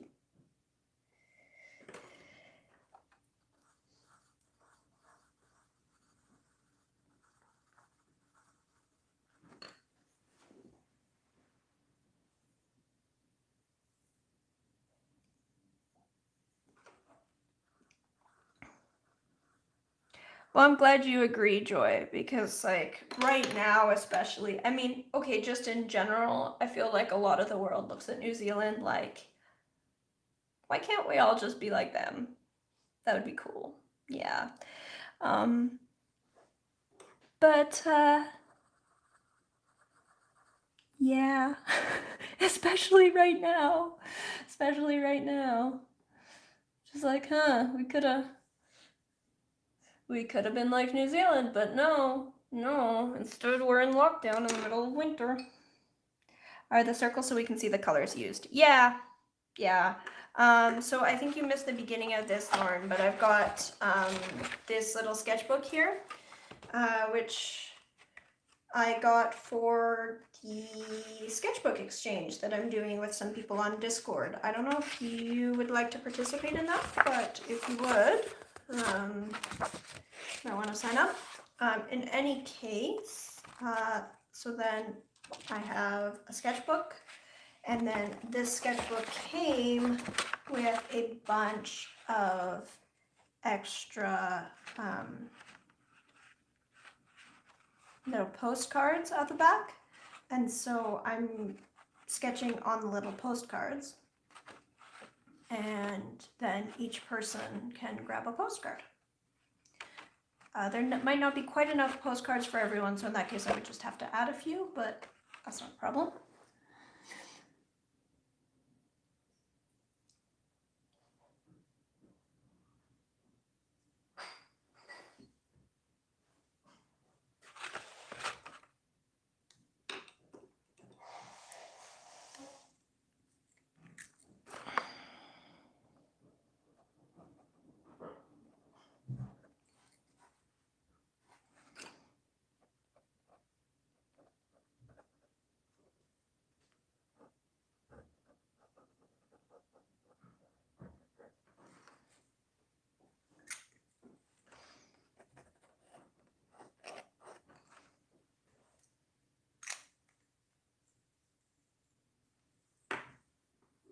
Canada is one country I would like to visit. And boy, is there ever lots of Canada to visit. Kind of a huge country. But you're always welcome to come over. We'd love to have you.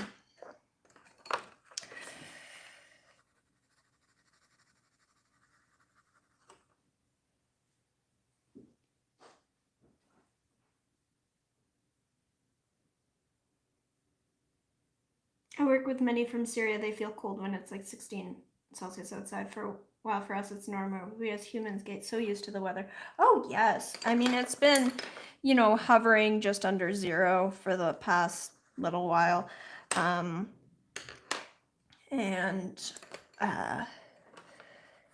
It gets to the point where I'm used to bundling up for the cold, and then I go, so, I'll put on my layers and my coat and my scarf, and I'll go outside and like, oh, it's not -20 and start taking off layers, because really, you get used to it. It's looking beautifully. Thank you, Yulia. All right, everyone, where are you from? Reporting in from, where is everyone?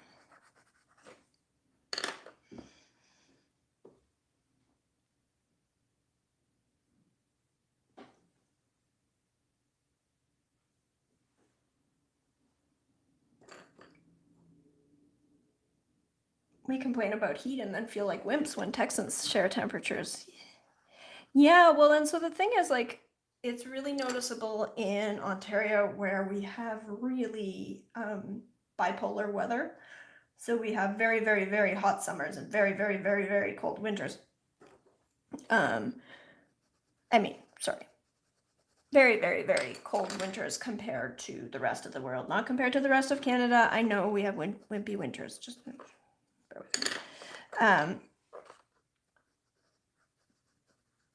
But then, do I want to put, you know what? I don't think I do want to put this second set of leaves here. I think it's good the way it is.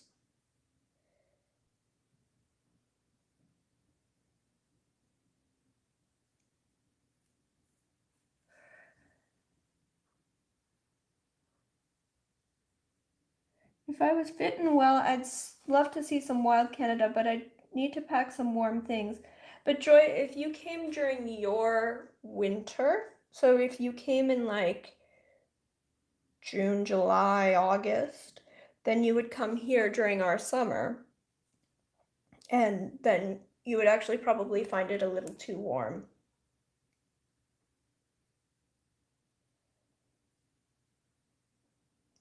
So it's just a matter of when you come, because we have very, very hot summers in many parts of Canada.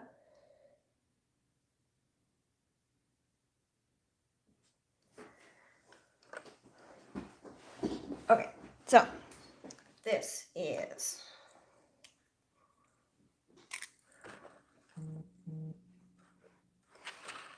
let's put this wild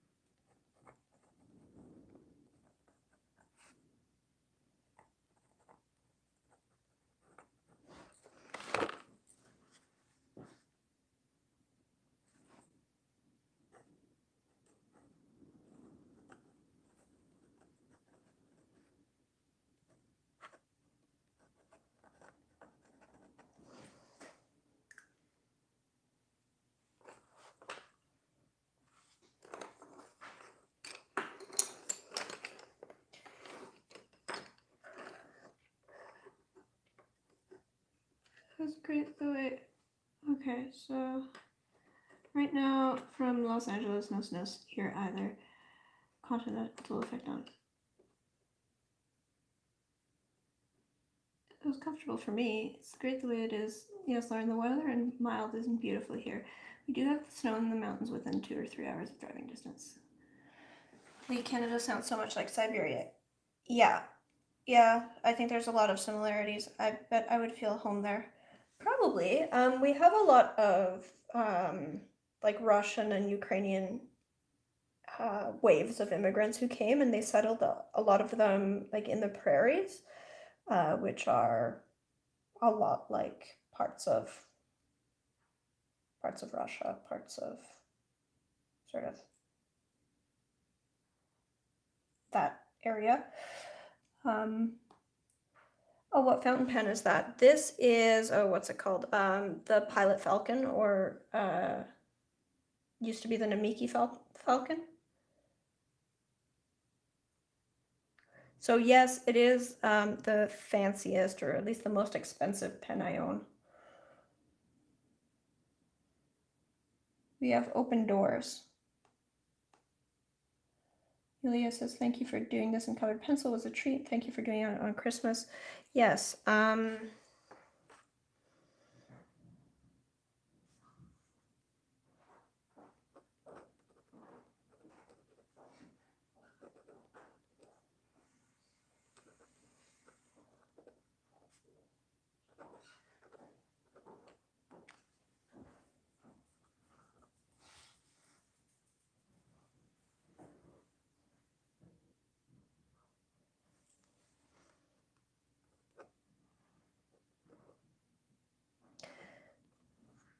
Special live stream.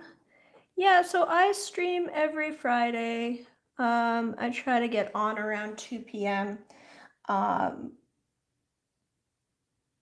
try to make this regular, and I figured this year, since everyone's holiday is likely to be so weird, I would try to stream even on Christmas, because why not?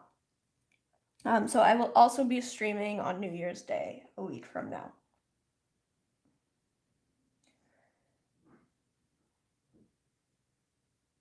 Is it dipped or filled in the handle? It's filled. Yeah, this is a fountain pen. It's got a converter inside. So the ink you load up in here.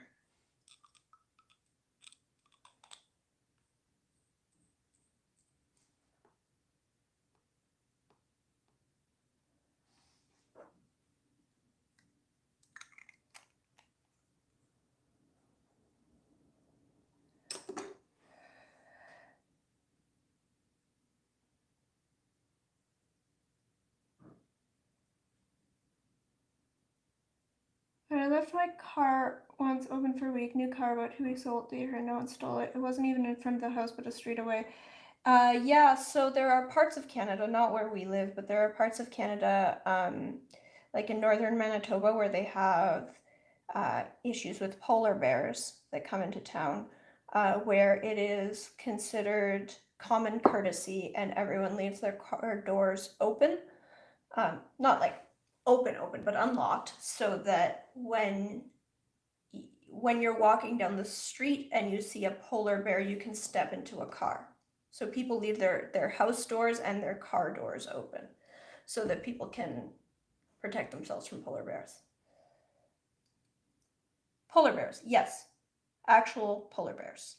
So we don't have polar bears where we live. We are way too far south to have polar bears. But and really most Canadian cities are not in polar bear areas, but there are a few. So Churchill, Manitoba,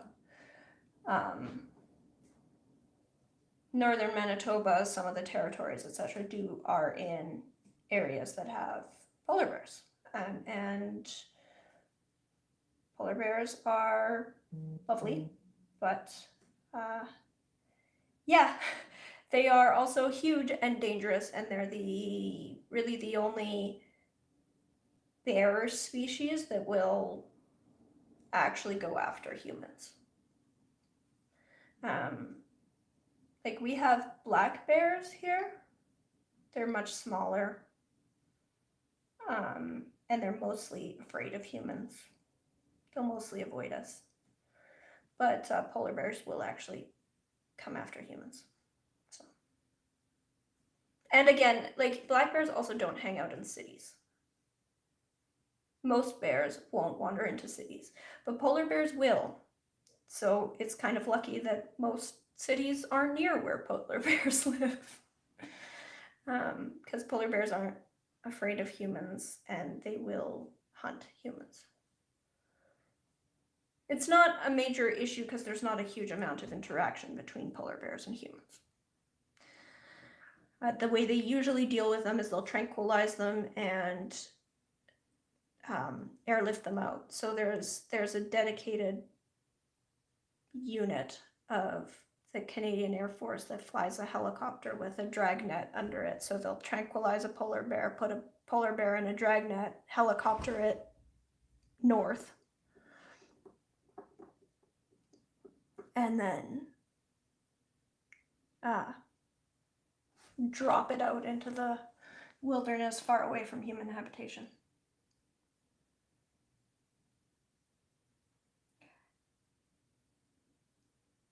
Yeah, they are adorable, but you know, not snuggly creatures. On the West Coast, there's also grizzlies. They're pretty big, pretty scary. In general, though, bears, like black bears in Ontario where we live, they're shy around humans. They will come out to like cottages and smaller towns and turn over dumpsters. But they don't really pick fights with humans at all unless you get between a mother bear and her cubs. Hi, Paulo. You're catching, I think, the very end of this stream. Do you have raccoons? Probably imported, right?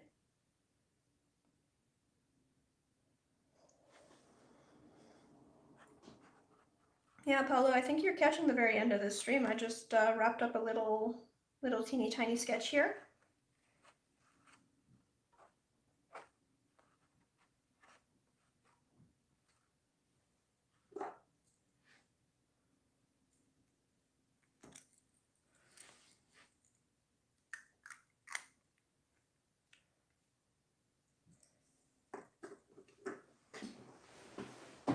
Yeah, this was Joy's request. She asked for bee balm.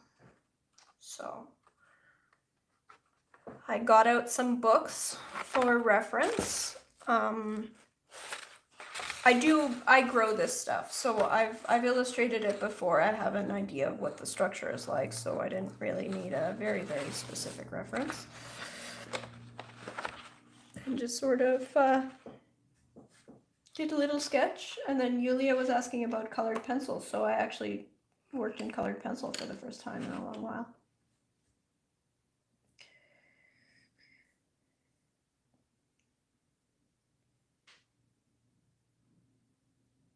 Yes, in the forest, but they're not native to Germany. They don't come into the cities, Lena. Because so in Canada, they are very much an urban pest. They're much more prevalent in urban areas than they are in the forest. They've adapted very, very well to urban life. And so some of the highest concentration of raccoons are in the densest urban areas.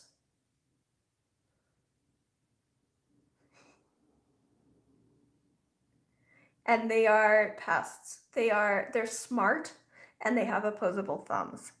They will go through your garbage. They will rearrange your stuff. Yeah. Raccoons are, Canadians call them trash pandas because they go through trash.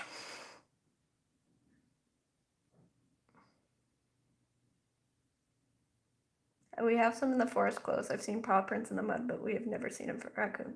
Yeah, they're everywhere here. They're just, and especially in urban areas, like, so you would be less likely to find a raccoon out in the woods, even though obviously that's where they're from. But they have adapted so well to urban life that they just, marten are a bigger risk because they can chew up cables in cars, etc. while they build their nests. Huh, that's interesting. I've never seen a raccoon. Raccoons are adorable. They're also just pests. They're brats. They're troublemakers. They'll turn over your garbage, spread it all around. They will just like mess with your stuff. Like they'll, if you roll out turf, they'll re-roll it just for fun. Hang things in trees.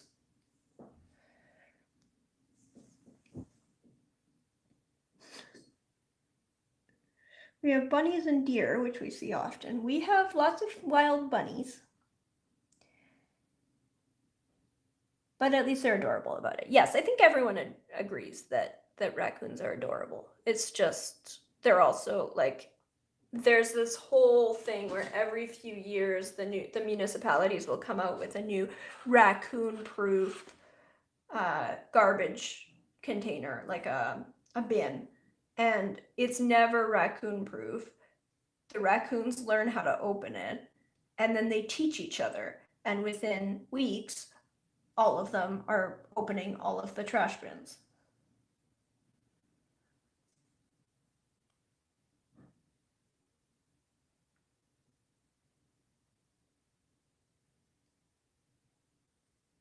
We have skunks that are sort of in the same vein as martens and cause some of the same sort of issues where they chew through things and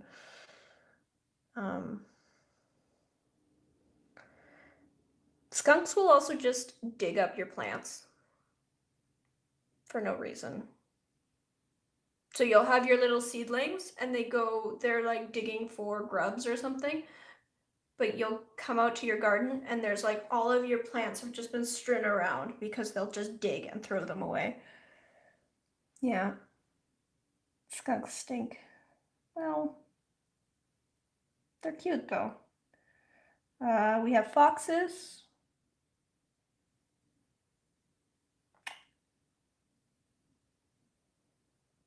Cats do that here, dig through the plants. Well, I mean, the cats will dig, but the skunks they'll like literally, you'll have a row of plants and you'll come back and every second plant will have been thrown across the yard. It's still in one piece. They just dug it up, roots and all, and threw it across the yard.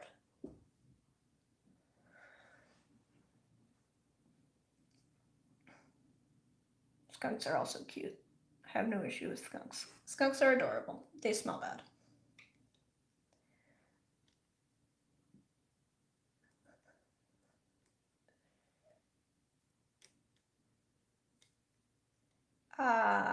What else do we have?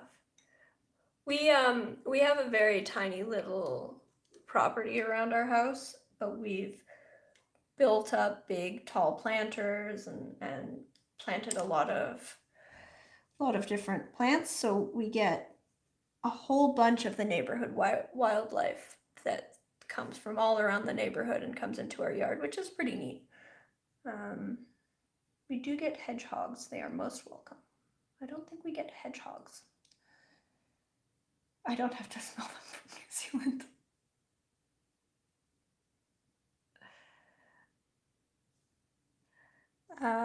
What else do we have?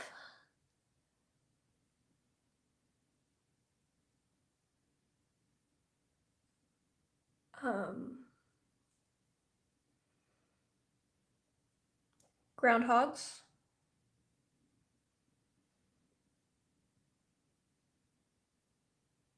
You're talking to Australians and New Zealanders, do not forget squirrels. Oh, right. Apparently, I've forgotten like really common things that might be strange to Australians and New Zealanders, but squirrels and chipmunks. We have squirrels and chipmunks. To be honest, the wildest thing for me was seeing parrots in real life flying free in a country. Those are only pets here, but it was so beautiful. Yes, the cockatoos in Australia. Oh my goodness. No, that's fine.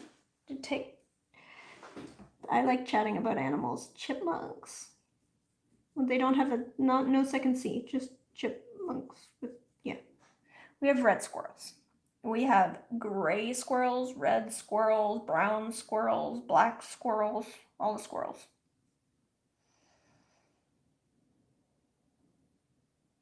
How could you? What else? We do get deer, but not super frequently in urban areas.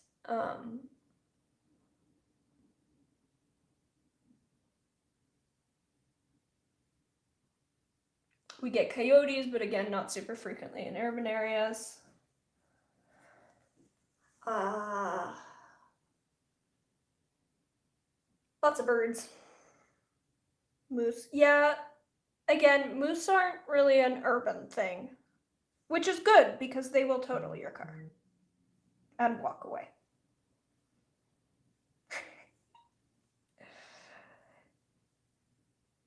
Moose are huge, but they mostly stay in the woods. They also don't understand roads or cars, though.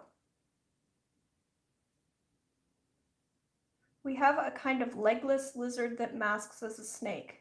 No, I insist. Moose. Okay. Whatever you say.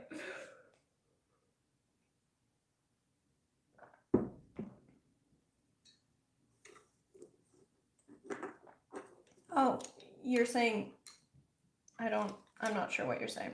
I have blue jays in my yard. Is that what you were going on? And caribou, I insist. I'm not really in the area that has caribou. Or bison, like bison also exist in this country, but not where I live.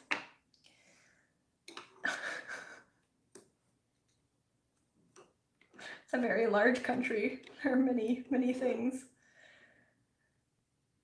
We have a kind of rare snapping turtle here. There's very few lizards in Canada and reptiles in general, but we do have a couple of turtles. Let's go blue jays. Oh, I see. Yeah. A few of my friends saw a bald eagle in town recently, which is herds of caribou through Waterloo. Wrong part of, yeah, wrong province.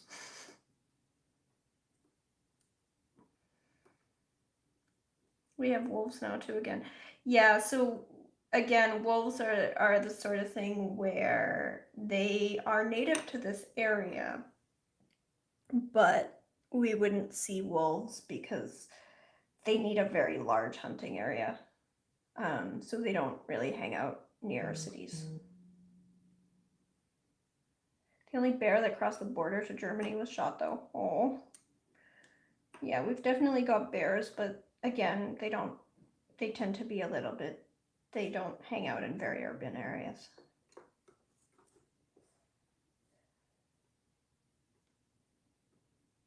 Wolves hanging out to hunt the caribou.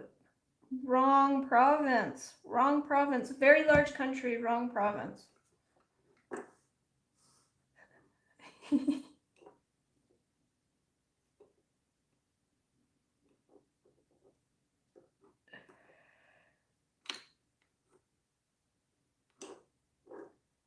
What else have we got? We have beavers. We have beavers in town. One of the beavers from the local park decided to walk into a pub last year. Just like walked into Beer Town. They put him in a box and carried him back home.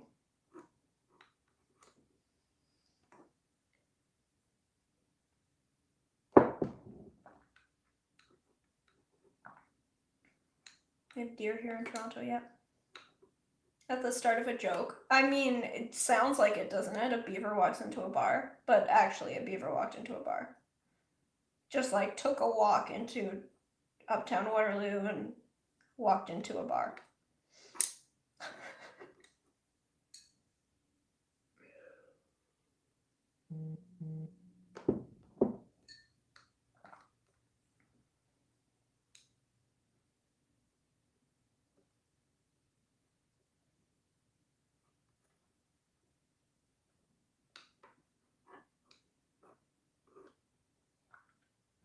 Boars are scary fierce, I've heard. Yeah, so have I.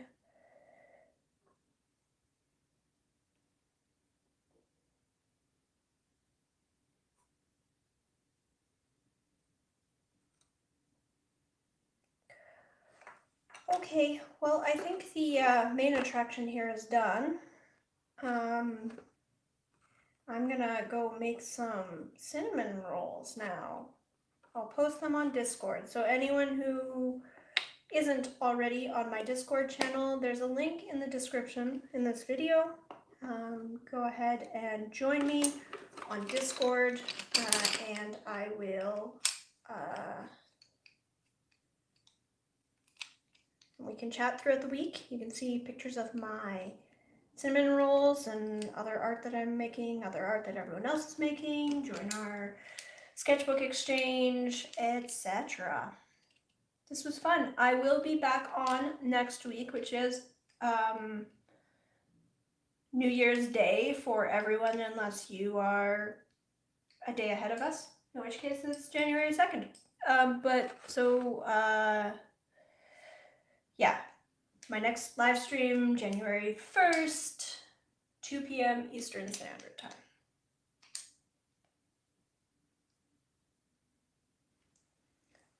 Thanks everyone for joining. This was lots of fun. And I hope that this was helpful for anyone who had a sort of awkward and lonely Christmas this year. It was really nice to have you. Bye.